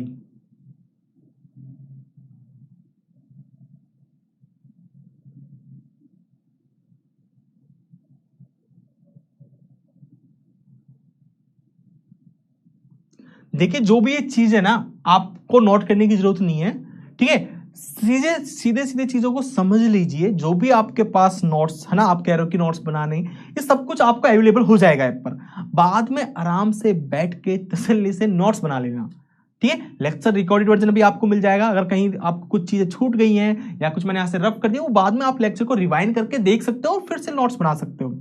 अभी के लिए मोस्ट इंपोर्टेंट आपके लिए ये होना चाहिए कि आपको लेक्चर समझ में आना चाहिए, ये नहीं कि नोट्स के चक्कर में आप इस लेक्चर को समझे ही ना, कि चलो बाद में अपने आप से समझ लेंगे, अपने आप से इतनी चीजें क्लियर नहीं हो पाती, तभी तो आप यहां पर हो, तभी तो आप कोचिंग ज्वाइन कर रहे हो, राइट। एंड करिश्मा, आप क्या कह रहे हो सर? उसका क्या मतलब, उसका मतलब क्या है? किसकी बात कर रहे हो भाई? पीडब्ल्यू की बुक आ जाएगी, जेम क्लियर है ना, फिलहाल तो फोकस करो कंटेंट पर, आपको कंटेंट मिल रहा है, यही बुक में लिखा होगा भाई, बुक में आप करोगे, बुक में भी क्या लिखा होगा? यही लिखा होगा, सो डोंट वरी, ठीक है, यहां पर फोकस करो।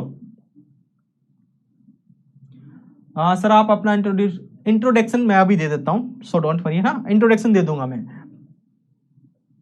पीडब्ल्यू की मॉड्यूल कब आएगी? आ जाएगी, जल्द आएगी, सो डोंट वरी, अक्टूबर तक आ जाएगी, आई थिंक अक्टूबर नवंबर तक, लेकिन आई एम नॉट श्योर, है ना, लेकिन आ जाएगा, जल्दी आएगी।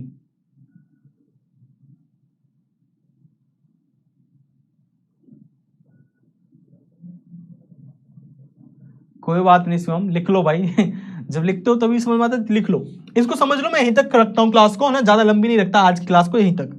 तो अगर इससे इसको इसमें लगाइए भाई, श्रीधराचार्य रूट फॉर्मूला इस पर लगाइए, क्या आएगा यहां से y की वैल्यू आपके पास आएगी एक्स स्क्वायर माइनस का बी यहां पर क्या है? माइनस का एक्स स्क्वायर है, प्लस माइनस बी स्क्वायर, तो बी स्क्वायर यहां पर क्या है? एक्स की पावर 4 बनेगा आपका, right, am I right? X की पावर 4 बनेगा, माइनस 4ac, तो 4ac 2x plus 1 upon 2a to 2x plus 1।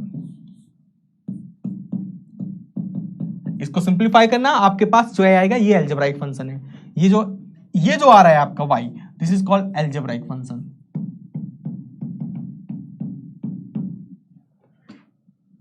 ठीक है। क्वाड्रेटिक फॉर्मूला इसको बोलते हैं, जो भी बोलते हो आप, है ना। यहां से निकालोगे तो क्या आएगा? यहां से सिंपल निकल के आ रहा है पाई x प्लस 1 का whole square, this is called algebraic function. अच्छा वाई स्क्वायर है तो इसका स्क्वायर रूट।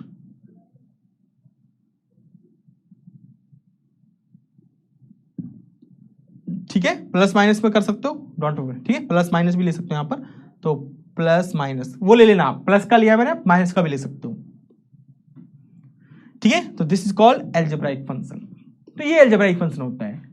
अच्छा इसमें तो ज्यादा देखो घुसना नहीं है, आपसे ऐसा नहीं पूछेगा।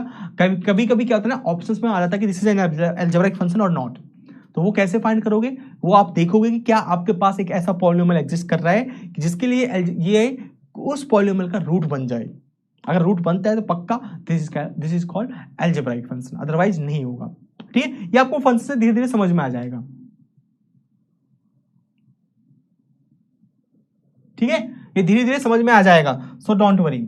चलिए टाइप्स ऑफ एल्जेब्राइक फंक्शन में कल पढ़ेंगे ना, टाइप्स ऑफ एल्जेब्राइक फंक्शन कल पढ़ेंगे। तो आज के लेक्चर को यहीं तक रखते हैं। चलिए किसी को कुछ पूछना है पूछ लीजिए, बाकी चीजें बहुत सी चीजें हैं कल पढ़ेंगे हम, so don't worry.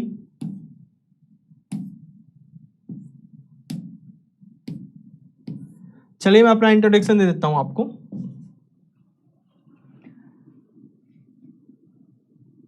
Module means वही PYQs के क्वेश्चंस होंगे, टेस्ट सीरीज वेस्ट सीरीज है ना, वो चीज। तो PI मॉड्यूल्स PW का आएगा नहीं, आपको जो भी आपके टेस्ट होंगे आपको ऐप पर अपडेट कर दिया जाएगा, वहां से आप देखना, वहां से अपना टेस्ट अटेम्प्ट करना है ना, TPP आपको मिलेगा, वहां से आप क्वेश्चंस को सॉल्व करना, सारी चीज आप करना, सारी चीज आपको मिलेंगी। कुछ चीजें क्लियर नहीं होती तो धीरे धीरे पूछते रहना। चलिए तो भाई देखो, जैसा कि मैंने आपको बताया, मेरा नाम है संजय, है ना। मैंने जो ग्रेजुएशन की है वो DU से की है, यूनिवर्सिटी ऑफ दिल्ली से। एंड जो मेरी मास्टर्स है, मैंने अपनी मास्टर्स जो कंप्लीट की है वो की है IIT मंडी से, है ना, इंडियन इंस्टीट्यूट ऑफ टेक्नोलॉजी मंडी, हिमाचल प्रदेश से। ठीक है, ये graduation and post graduation and जो स्कूलिंग हुई है वो भाई अपने, है ना, लोकल से ही हुई है, पलवल से। तो ये है, यहाँ पर मैं आपको बता देता हूँ कि मैंने देखो अपने टाइम पर IIT एग्जाम की जब प्रिपरेशन की थी तो उसके साथ साथ मैंने बहुत से एग्जाम क्वालिफाई किए हैं। जैसे कि मैं आपको बताता हूँ IIT एग्जाम का एग्जाम, IIT मंडी का उस टाइम सेपरेट एग्जाम होता था, वो मैंने क्वालिफाई किया था, है ना। और आपको पौंडीचेरी यूनिवर्सिटी का एग्जाम क्वालिफाई किया है, BHU बनारस हिंदू यूनिवर्सिटी उसका एग्जाम क्वालिफाई किया है, और आपका DU का एग्जाम भी क्वालिफाई किया है MSc के लिए। ठीक है, और आपका और कौन सा टेस्ट रह गया, और यूनिवर्सिटी ऑफ हैदराबाद, हाँ उसका एग्जाम मैंने क्वालिफाई किया है। ठीक है, बहुत से एग्जाम्पल है जो मैंने आपको क्वालिफाई किए हैं अपने, जब IIT एग्जाम की तैयारी कर रहा था। तो इस तरीके से आप भी कर सकते हो, बस थोड़ा सा अपना 100% देना होगा। आई थिंक इतना इंट्रोडक्शन बहुत है, या कुछ और चीज जानना चाहते हो आप मुझसे?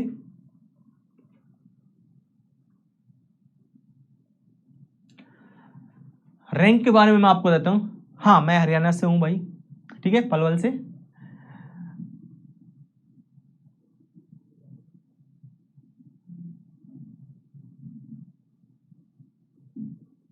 Rakesh, all India rank 15। हाँ बिल्कुल ठीक कह रहे हो, मेरी ऑल इंडिया रैंक IIT मंडी के एग्जाम में 15 थी। ठीक है, IIT मंडी के एग्जाम में मेरी ऑल इंडिया रैंक 15 थी। और जो मैंने जैम का एग्जाम दिया था उसमें मैंने 2 अटेम्प्ट दिए थे, मैं आपको ऑनेस्टली बता रहा हूँ, मैंने 2 अटेम्प्ट दिए थे। फर्स्ट अटेम्प्ट मैंने दिया था अपने कॉलेज के साथ, है ना, जब मैं अपनी BSc 3rd ईयर में था, तब उस टाइम मेरी रैंक 900 के आसपास थी, 900 आई थिंक 910 थी आई थिंक मेरी रैंक फर्स्ट टाइम जब मैंने दिया था। उसके बाद मैंने गैप ईयर लिया, फिर उसके बाद फिर से मैंने एग्जाम दिया। उसके बाद जो मेरी रैंक थी वो थी आई थिंक 400 समथिंग थी, मेरे को एग्जैक्टली याद नहीं है ना, 400 समथिंग थी। तो उस टाइम जो मेरे को IIT चाहिए थी, मतलब कि IIT दिल्ली, उसमें नहीं हो पा रहा था, है ना, ड्यू टू कैटेगरी, है ना, कैटेगरी का भी फर्क पड़ता है ना, कि आप जनरल में हो, OBC में हो, किस में हो। तो फिर IIT मंडी का मेरा एग्जाम अच्छा गया, वहां पर मैंने अच्छा से क्वालिफाई किया, वहां पर ऑल इंडिया रैंक 15 आई, और IIT मंडी फिर मैंने ज्वाइन किया था। ठीक, वहां से मैंने अपने 2 साल अपनी मास्टर्स की। ठीक है, 18 और 19 2018 में एडमिशन लिया था मैंने वहां पर।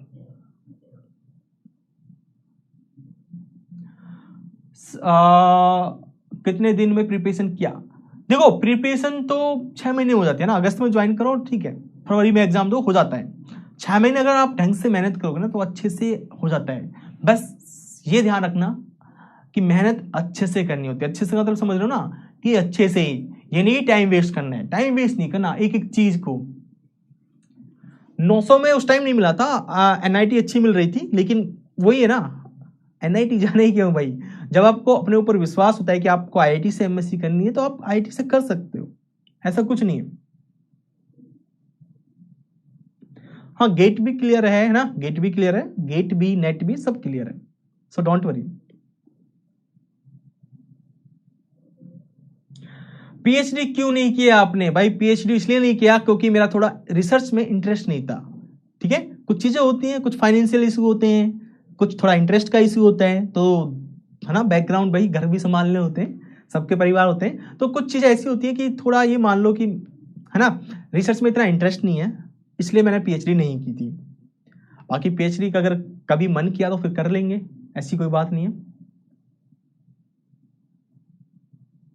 हाँ टाइम टेबल के बारे में देखो, हमारी जो क्लास है ना साकार में, हमेशा वो 2 बजे से होगी, है ना, 2 से 4 क्लास होगी जनरली। हम 2 घंटे की क्लास लेके मैं चलता हूँ, बाकी उसमें हम 1 घंटे, सवा घंटे, 1.5 घंटे, वो है ना, जैसा भी आपका अपना फ्लो बनेगा उसके अकॉर्डिंग हम देख लेंगे। बाकी 2 बजे से क्लास स्टार्ट होगी। रुड़की के लिए कितनी रैंक चाहिए? आई थिंक रुड़की के लिए 250 तक चाहिए होती है ना, 250 के अंडर आना चाहिए, 250 से नीचे रैंक होनी चाहिए आपकी, तो आपको रुड़की मिल जाएगा। पीजी किस ईयर में किए थे? पीजी मेरा हुआ था 2020 में, है ना, 2018 में एडमिशन लिया, 2018 से 19, 19 से 20, तो 20 में जाके क्लियर हुआ था। सर टेक्निक बता दीजिए पढ़ने का। उर्मी रहमान, आपने मेंटोरशिप सेशन नहीं देखे क्या मेरे? मेंटोरशिप सेशन देखे क्या आप? अच्छा साकार प्रो में कौन कौन है? आई थिंक साकार प्रो को मेंटोरशिप सेशन मिलते हैं ना।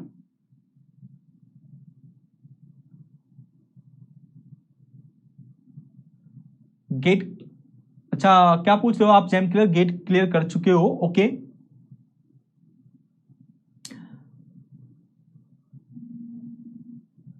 क्लास एंड है, आप जिसको देखो कोई डाउट है तो पूछ सकते हो, अदरवाइज हम जो भी आप चीजें पूछ रहे हो पूछ सकते हो ना, थोड़ी कन्वर्सेशन कर रहे हैं हम एक दूसरे को जानने के लिए, बाकी कुछ नहीं। क्लास यहीं पर खत्म है ना, क्लास आपका यहीं पर खत्म है। हाँ मैं इसको बाद में आपको नोट्स को शेयर कर दूंगा। चलिए क्लास यहां पर खत्म है, जिसको लीव करना है वो लीव कर सकता है, क्लास यहां पर खत्म है, और किसी को कुछ पूछना है पूछ सकता है ना। आज की क्लास है, थोड़ा इंटरेक्शन रखते हैं।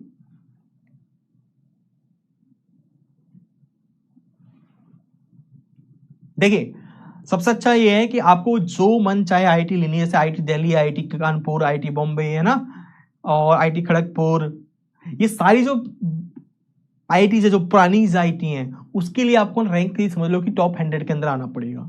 टॉप 100 के अंदर आप आ रहे हो तभी आप उम्मीद करके चलो कि आपको IIT Delhi, IIT Bombay, IIT Kanpur और आईआईटी खड़गपुर ये मिल सकती हैं, ये पुरानी आईआईटीज है।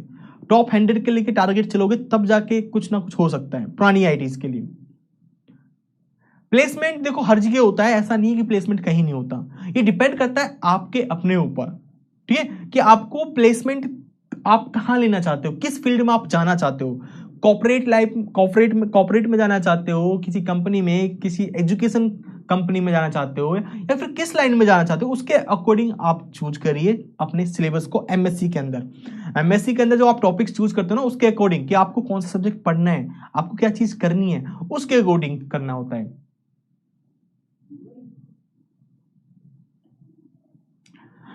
देखो आजकल देखा जाए तो टॉप 100 मुश्किल नहीं है, आपके पास टाइम है, ऐसा अभी अब वही बात है, अगर आप शुरू से ही मान लोगे मुश्किल है तो फिर मुश्किल ही है ना। हमारा जो ब्रेन है वो भी एक मशीन की तरह काम करता है, आप उसमें जो इनपुट दोगे वही आउटपुट निकल के आएगी। अगर आपने अपने माइंड को इनपुट दे दिया कि ये मुश्किल है, तो आउटपुट में क्या निकल के आएगा, मुश्किल ही है। तो ऐसा कभी मत सोचा करो मुश्किल है, आप यकीन नहीं मानोगे, जैसा कि मैंने आपको बताया कि मेरा जब एक आईआईटी जेम का मैंने सेकंड टाइम एग्जाम दिया तो मेरी वहां रैंक है ना कुछ खास नहीं थी, 400 का अराउंड थी। फिर मैंने आईआईटी मंडी का अलग से सेपरेट एग्जाम दिया था, वहां मेरी ऑल इंडिया रैंक 15 थी।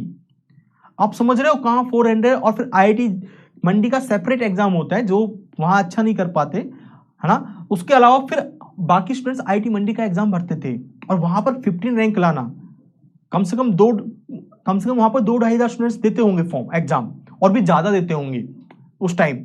अब तो आईआईटी मंडी का एग्जाम जो है वो कोलैप्स कर गया है इसके अंदर, जैम के अंदर ही, जैम के थ्रू एडमिशन होते हैं, लेकिन पहले अलग होता था।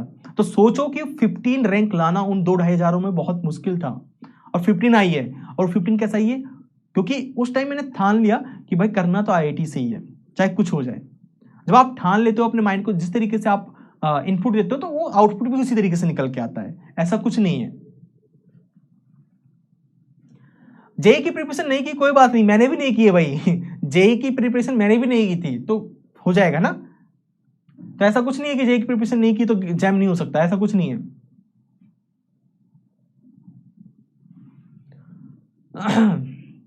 सर आईआईसी के लिए कितनी रैंक? आईआईसी के लिए तो भाई टॉप 10। आईआईसी में आप जाना चाहते हो, आईआईसी बैंगलोर, तो टॉप 10 में आना पड़ेगा आपको, तभी आईआईसी के सपने देखना। हाँ, DPP and class notes enough है। डीपीपी एंड क्लास नोट्स, जो क्लास में कंटेंट आपको दे रहा है वो इनफ है। अगर इतना कर लेते हो, प्लस में फिर आपको लास्ट में जाके पीवाईक्यूज और प्रैक्टिस करनी होगी, इतना इनफ अच्छी रैंक लाने के लिए। आपको पता होगा कि पीडब्ल्यू से ऑल इंडिया रैंक 2 आई है। उन्होंने क्या किया है, आपने उनका इंटरव्यू देखा होगा, उन्होंने सिर्फ डीपीपी, क्लास नोट्स, अगर कोई कंफ्यूजन है तो उन्होंने अपना सेल्फ स्टडी किया है थोड़ा बहुत, और प्लस में उन्होंने क्वेश्चन पीवाईक्यूज करे हैं। अगर ये आप करते हो तो आपकी भी अच्छे से रैंक आ सकती है। जब रैंक 2 आ सकती है एक स्टूडेंट्स की यहां से पढ़कर, तो आपकी क्यों नहीं आ सकती? बिल्कुल आ सकती है। बस आपको अपने ऊपर, हम पर भरोसा रखना पड़ेगा। अगर आप भरोसा रखोगे तो पक्का आएगा ना, और मेहनत करनी होगी। मेहनत के बिना यहां पर कुछ भी नहीं है भाई। भाई बुक लेना बुक लेना जरूरी है या नहीं है, तो डिपेंड करता है आपके ऊपर, ठीक है।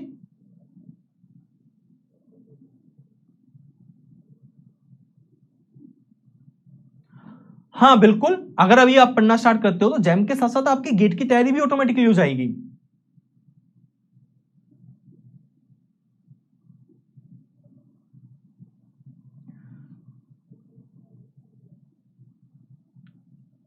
कॉलेज के साथ भाई मैनेज हो जाएगा ना, सो डोंट वरी। जो प्रो के ना आप, जो आप प्रो के स्टूडेंट्स हो, तो आप बिल्कुल मेंटरशिप सेशन देखना, आपको सारे जवाब मिल जाएंगे। जो भी आप क्वेश्चन पूछ रहे हो उसके सारे जवाब आपको मिल जाएंगे, एक क्वेश्चन के, वही क्वेश्चन रिपीट होते हैं बार बार, ठीक है। उसके लिए आपको टाइम मैनेज करना पड़ेगा कॉलेज और उसके साथ, ठीक है। कॉलेज के लिए अलग से टाइम निकाल, कॉलेज का तो चल ही रहा है, आपको अपनी जैम की प्रिपरेशन के लिए अलग से टाइम निकालना पड़ेगा। एटलीस्ट ये सोच लो कि अभी से आपको जैम के लिए कम से कम 3-4 घंटे पढ़ना पड़ेगा। आपको अगर जैम में अच्छी रैंक लानी है तो कम से कम 3 से 4 घंटे डेली आपको जैम को देना ही होगा। अब कैसे भी दो, कैसे भी उस टाइम को निकालो, ये आपके ऊपर डिपेंड करता है।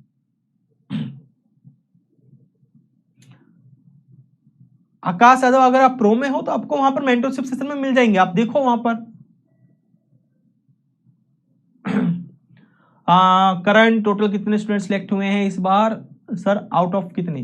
भाई देखो ये तो मुझे भी नहीं पता आउट ऑफ कितने हैं, लेकिन अच्छे खास स्टूडेंट्स सिलेक्ट हुए हैं, और जिनकी रैंक आई है अच्छे खासे हैं, बहुत स्टूडेंट्स हैं, ठीक है। आई थिंक काफी स्टूडेंट्स हैं, सैकड़ों में है, ये समझ लो सैकड़ों में है। अभी बताना, क्योंकि जितने हमारे पास रिजल्ट्स आए हैं उनके हिसाब से सैकड़ों में है। अब कोई अपना रिजल्ट्स भी तो शेयर नहीं करता ना, दिक्कत तो ये है। बाकी अच्छे खासे हुए हैं। ये मान लो कि आपको हर आईआईटी में पीडब्ल्यू का स्टूडेंट मिल जाएगा। अगर आप अब जाओगे आईआईटी में अगले साल 2025 में, तो वहां पर आपको हर आईआईटी में कोई ना कोई एक ऐसा स्टूडेंट जरूर मिलेगा जो पीडब्ल्यू से होगा, हर आईआईटी में, ये पक्का है।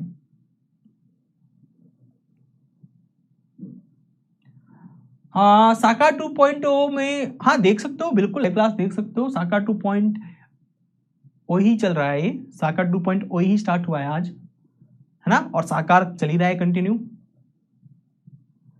नया ड्रॉप लेना सही है गलत, ये डिपेंड करता है आपके ऊपर ही, है ना, कि आपका सर्कमस्टांस कैसा है, फैमिली सपोर्ट कर रही है या नहीं कर रही, आपको अपने ऊपर बिलीव है या नहीं है, उसके ऊपर डिपेंड करता है। आप समझदार हो, आप देख सकते हो। अगर आपको लगता है आपकी फैमिली सपोर्ट कर रही है और आपको लगता है कि आप नेक्स्ट ईयर पक्का आईआईटी जैम का एग्जाम अच्छे से क्वालिफाई करोगे, अच्छे रैंक लाओगे, आप आईआईटी में एडमिशन ले सकते हो, तो बिल्कुल ड्रॉप ले सकते हो, इसमें कोई बुराई नहीं है ना। अगर इसमें इन दोनों चीजों में कहीं पर भी आपको कंफ्यूजन है तो फिर तो देखो गड़बड़ है। मैंने कोचिंग कहां से ली थी? है ना, इससे कोई फर्क नहीं पड़ता कि मैंने कोचिंग कहाँ से ली थी, डोंट वरी। सबसे पहले मैं आपको बस यही कहूंगा कि सेल्फ स्टडी बहुत इंपॉर्टेंट है। आप जितनी ज्यादा सेल्फ स्टडी कर पाओगे उतना ही आपके लिए अच्छा है, ठीक है। सेल्फ स्टडी ही एक बेस्ट की है। जो आप कोचिंग लेते हो, जैसे कि कहीं से भी आप कोचिंग लो, जो कोचिंग होती है वो आपका एक गाइडेंस होती है, मेहनत आपको भी करनी पड़ेगी। और जो मैं कह रहा हूँ, जो मेरा एग्जाम हुआ है, ऑल इंडिया रैंक 15 आई है IIT मंडी के एग्जाम में, वो टोटली डिपेंड करता है, वो टोटली उसका श्रेय जाता है ना, कहते हैं कि आप किसको इसका श्रेय देना चाहते हो, तो वो सेल्फ स्टडी पर। तो मैं यही कहूंगा कि सेल्फ स्टडी जितना कर सको उतना करो, है ना। हालांकि यहाँ से कोचिंग में आपने ज्वाइन किया है, यहाँ से आपको जितनी गाइडेंस ले सकते हो उतनी गाइडेंस लीजिए, टीचर का जितना यूज कर सकते हो, वहां से जितनी टीचर की हेल्प ले सकते हो टीचर की हेल्प लीजिए, वो आपके लिए बेनिफिट होगा। ये गाइडेंस होती है, यहाँ से कंटेंट आपको एक पैटर्न में डिलीवर हो रहा है, उसको आप उसका यूज कीजिए ना, उसका फायदा उठाइए। सर जैम के साथ कुछ एग्जाम बताएं। जैम के साथ कुछ एग्जाम, जैम के साथ बहुत एग्जाम है। जैम के साथ CUT-PG की तैयारी आप आराम से कर सकते हो, है ना। साउथ एशियन यूनिवर्सिटी एग्जाम की तैयारी कर सकते हो, साउथ एशियन यूनिवर्सिटी का अलग से एग्जाम होता है, उसकी अलग। जैम की तैयारी का मतलब है कि ऑल ओवर एग्जाम की तैयारी आप कर रहे हो, ठीक है। टिफर की एग्जाम की आप तैयारी कर सकते हो, NBHM की आप तैयारी कर सकते हो, ठीक है। और अदर यूनिवर्सिटीज के एग्जाम की आप तैयारी कर सकते हो जो अलग से लेती है CUT-PG के अलावा, है ना। ये बहुत से हैं, CUT-PG हो गया, टिफर हो गया, NBHM हो गया, साउथ एशियन यूनिवर्सिटी एग्जाम हो गया, साउ बोलते हैं इसको, ISI हो गया आपका, बहुत से ऐसे हैं। आप गूगल करोगे तो आपको सब मिल जाएगा।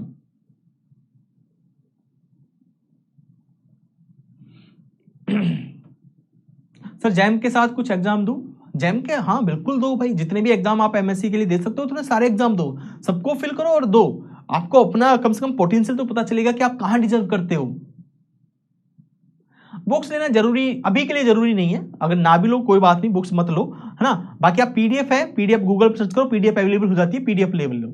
अगर आपके पास पैसा ज्यादा है ना, आपकी फाइनेंशियल कंडीशन अच्छी है तो बुक ले सकते हो, है ना। लेनी तो पड़ेगी आपको, अब नहीं तो MSc में लेनी पड़ेगी, लेनी तो पड़ेगी, ये तो पक्का है, बुक तो लेनी पड़ेगी।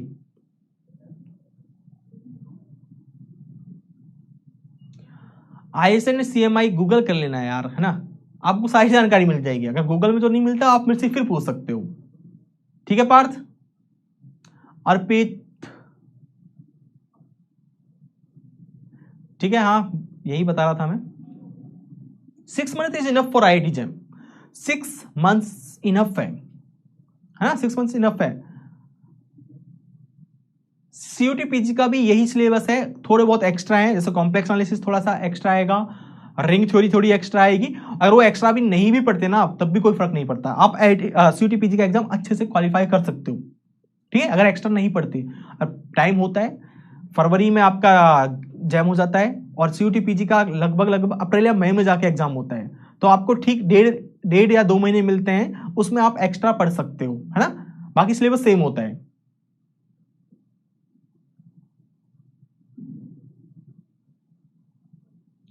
आशीष क्या बोल रहे हो आप, समझ नहीं आया। सर ऑल इंडिया रैंक 100 के लिए 6 आवर्स इनफ, मैं कहता हूँ 6 इनफ तो अंडर 10 के लिए भी इनफ है। 6 घंटे पढ़ने का मतलब है कि बहुत अच्छी तैयारी होना। लेकिन देखो इसको 6 घंटे कोई पढ़ नहीं पाता रेगुलर बेस पर, ये पक्का है। अगर आप 6 घंटे रेगुलर पढ़ लेते हो ना 6 महीने, तो मैं ये कहता हूँ कि आपकी ऑल इंडिया रैंक 1 आने से कोई नहीं रोक सकता, ये पक्का है। आई एम डैम श्योर कि आपकी ऑल इंडिया रैंक 1 आने से कोई नहीं रोक सकता, अगर आप 6 घंटे डेली का 6 महीने लगातार पढ़ लोगे तो। लेकिन उसके लिए ना 6 घंटे पढ़ने का मतलब क्या है, ईमानदारी से पढ़ना, ये नहीं कि आप बस बुक लेके बैठे हो, ईमानदारी से पढ़ोगे तो ऑल इंडिया रैंक 1 आराम से आ सकती है। एनी बुक फॉर PYQs, थोड़ा वेट कीजिए, PW की बुक आएगी उसको आप ले लेना, है ना। अभी के लिए कंटेंट पे फोकस कीजिए, अक्टूबर तक आई थिंक आ जानी चाहिए PYQs बुक, थोड़ा वेट कीजिए ना, आ जाएगी PW की बुक, उसी को लेना आप। सर जैम के साथ साथ नेट का एग्जाम क्वालिफाई हो जाएगा भाई। रियल एनालिसिस, लीनियर अलजेब्रा, है ना, रियल एनालिसिस, लीनियर अलजेब्रा, और आपका क्या होता है ओडी आप पढ़ोगे, ठीक है। ये जितना भी आपको जैम का पढ़ाया जाएगा ये सारा आपका नेट के अंदर है, तो ये तो पढ़ लेना। थोड़ा सा नेट के लिए अलग से थोड़ी सी एफर्ट डालना पड़ेगा एक्स्ट्रा, जैसे कॉम्प्लेक्स एनालिसिस आपको पढ़ना पड़ेगा क्योंकि वो बहुत इंपॉर्टेंट टॉपिक है ना। ये चीजें पढ़ रहोगे तो हो जाएगा। बाकी रियल एंड लीनियर तो करना ही करना है आपको। टिफर का एग्जाम ये दिसंबर के आसपास होता है, दिसंबर या नवंबर में होता है टिफर का एग्जाम, ठीक है। आईआईटी के लिए लेक्चर सफिशिएंट है भाई, लेक्चर सफिशिएंट है, ठीक है, लेक्चर सफिशिएंट है, डोंट वरी। यही तो कह रहे हैं, फोकस स्टडी हो नहीं पाती लेकिन करनी पड़ेगी, करोगे तो हो जाएगी। जब मैंने किए तो आप भी कर सकते हो, है ना। फोकस अपने माइंड को सेट करना पड़ता है। एक्चुअली क्या होता है ना, हम अपने माइंड को सेट नहीं कर पाते, इसलिए हमसे फोकस स्टडी नहीं हो पाती। तो फोकस स्टडी तभी होगी जब आपको लगन होगी, आपको अंदर से ये फीलिंग आनी चाहिए कि आपको इस बार आईआईटी जैम का एग्जाम हर हाल में निकालना है और मुझे 2025 का ही एग्जाम निकालना है, मैं अगले साल के लिए वेट नहीं कर सकता। तो पक्का आपका एग्जाम होगा, ठीक है। जुनून होगा ना आपके अंदर तो पक्का आराम से फोकस भी बनेगा और एग्जाम भी क्वालिफाई होगा।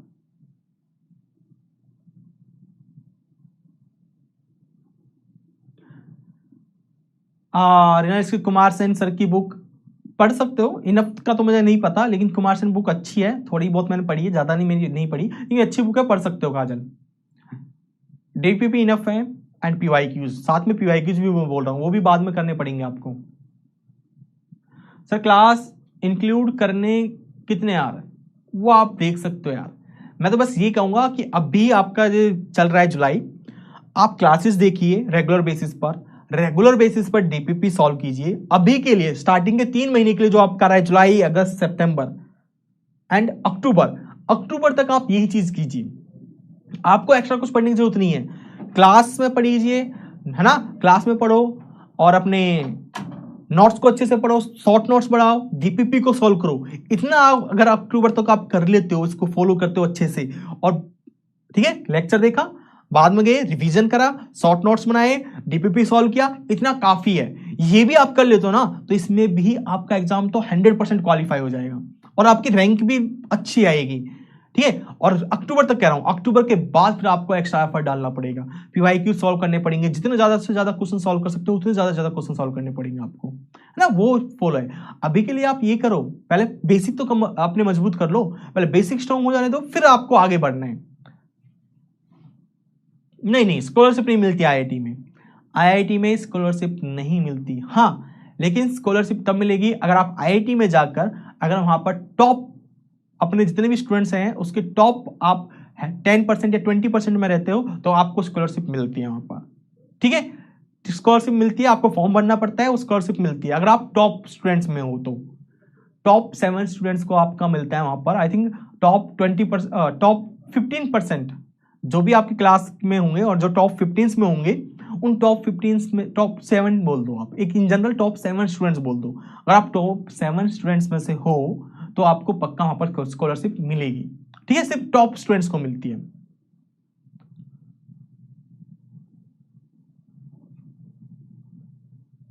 भाई पहले बेसिक तो मजबूत कर लो। देखो, ज्यादा आगे की सोचना नुकसान देता है, कहते हैं ना कि बीती ताई बासुरी दे आगे की सुधि लाए। बीती बातों को भूल जाओ और आगे का सोचो। यहां पर ऐसा नहीं है, बीती बातों को भूल जाओ ये भी ठीक है, लेकिन ज्यादा आगे का भी मत सोचो, करंट में सोचो कि करंट में आपको करना क्या है। सबसे पहला आपका टारगेट होना चाहिए बेसिक चीजें स्ट्रांग होनी चाहिए। पहले आप अपने बेस को मजबूत कर लीजिए, फिर क्वेश्चन प्रैक्टिस कहां से करने हैं वो ऑटोमेटिकली आपको पता चल जाएगा। इफेक्ट है, आप ऑटोमेटिकली फाइंड कर लोगे। जब आपको एक बार टॉपिक कंप्लीट हो जाएगा, उसका टॉपिक समझ में आ जाएगा, तो आपको कंसेप्ट क्लियर होते ही आपको खुद पता चल जाएगा कि मेरे को क्वेश्चंस कहां से करने हैं।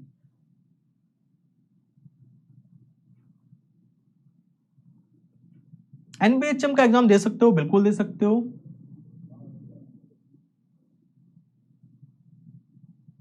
बिल्कुल आई एग्री विद यू कि कंसेप्ट क्लियर होने के बाद भी क्वेश्चंस नहीं होते, वो धीरे धीरे होंगे, ठीक है।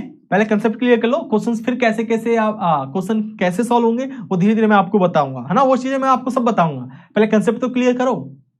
अभी ये थोड़ी है कि मैं आपको बस आज ही पढ़ाने आया हूं, आगे क्लासेस में भी पढ़ाने आऊंगा, कुछ क्वेश्चंस बाद के लिए भी रख लो। आईआईटी से एमएससी में क्या फीस है, तो अलग अलग आईआईटीज की अलग अलग फीस होती है, वो फिर हम किसी और दिन डिस्कस करेंगे ना। अलग अलग आईआईटीज में अलग अलग फीस होती है। आईआईटी मंडी की अलग है, आईआईटी दिल्ली की अलग है, आईआईटी बॉम्बे की अलग है, आईआईटी कानपुर की अलग है। हर आईआईटी की अलग अलग फीस है, कोई फिक्स फीस नहीं है। चलिए 4 बजे से मेरी भी क्लास है एक और, है ना, यूट्यूब पर। चलिए तो आज की क्लास को फिर यहीं स्टॉप करते हैं, फिर मिलते हैं नेक्स्ट क्लास में। सर मेरी इस बार सेकेंड ईयर में बैक है क्या मैं 2025 का एग्जाम दे सकता हूँ? कोई बात नहीं, एग्जाम आप दे सकते हो, लेकिन जब आप एडमिशन के टाइम पर कोई बैक नहीं होनी चाहिए। देखो एग्जाम आप दे सकते हो, एग्जाम देने में कोई वो नहीं है, चाहे आपकी बैक हो, चाहे आप सेकंड ईयर में हो, चाहे फर्स्ट ईयर में, कोई प्रॉब्लम नहीं है। लेकिन जब आप आईआईटी जैम के एग्जाम के थ्रू आईआईटी में एडमिशन लोगे तो उस टाइम आपकी मास्टर्स कंप्लीट होनी चाहिए, कोई बैक नहीं होनी चाहिए, ये चीज होना चाहिए जब एडमिशन लोगे। आईआईटी जैम का एग्जाम कोई भी दे सकता है, एलिजिबल सब है।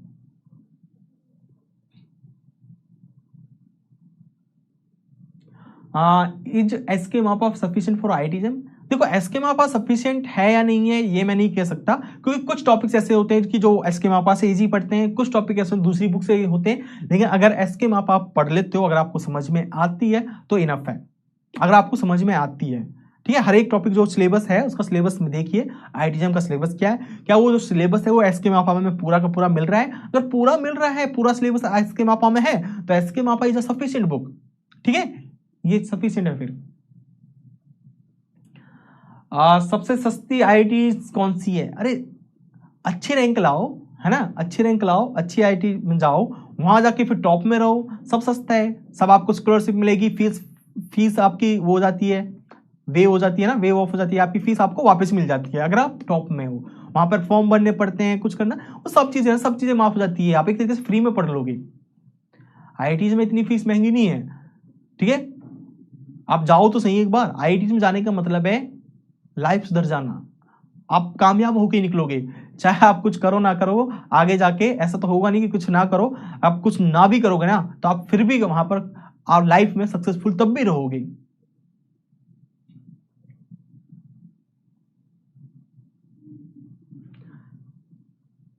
चलिए थैंक यू है भाई, थैंक यू आप सभी का बहुत बहुत थैंक यू।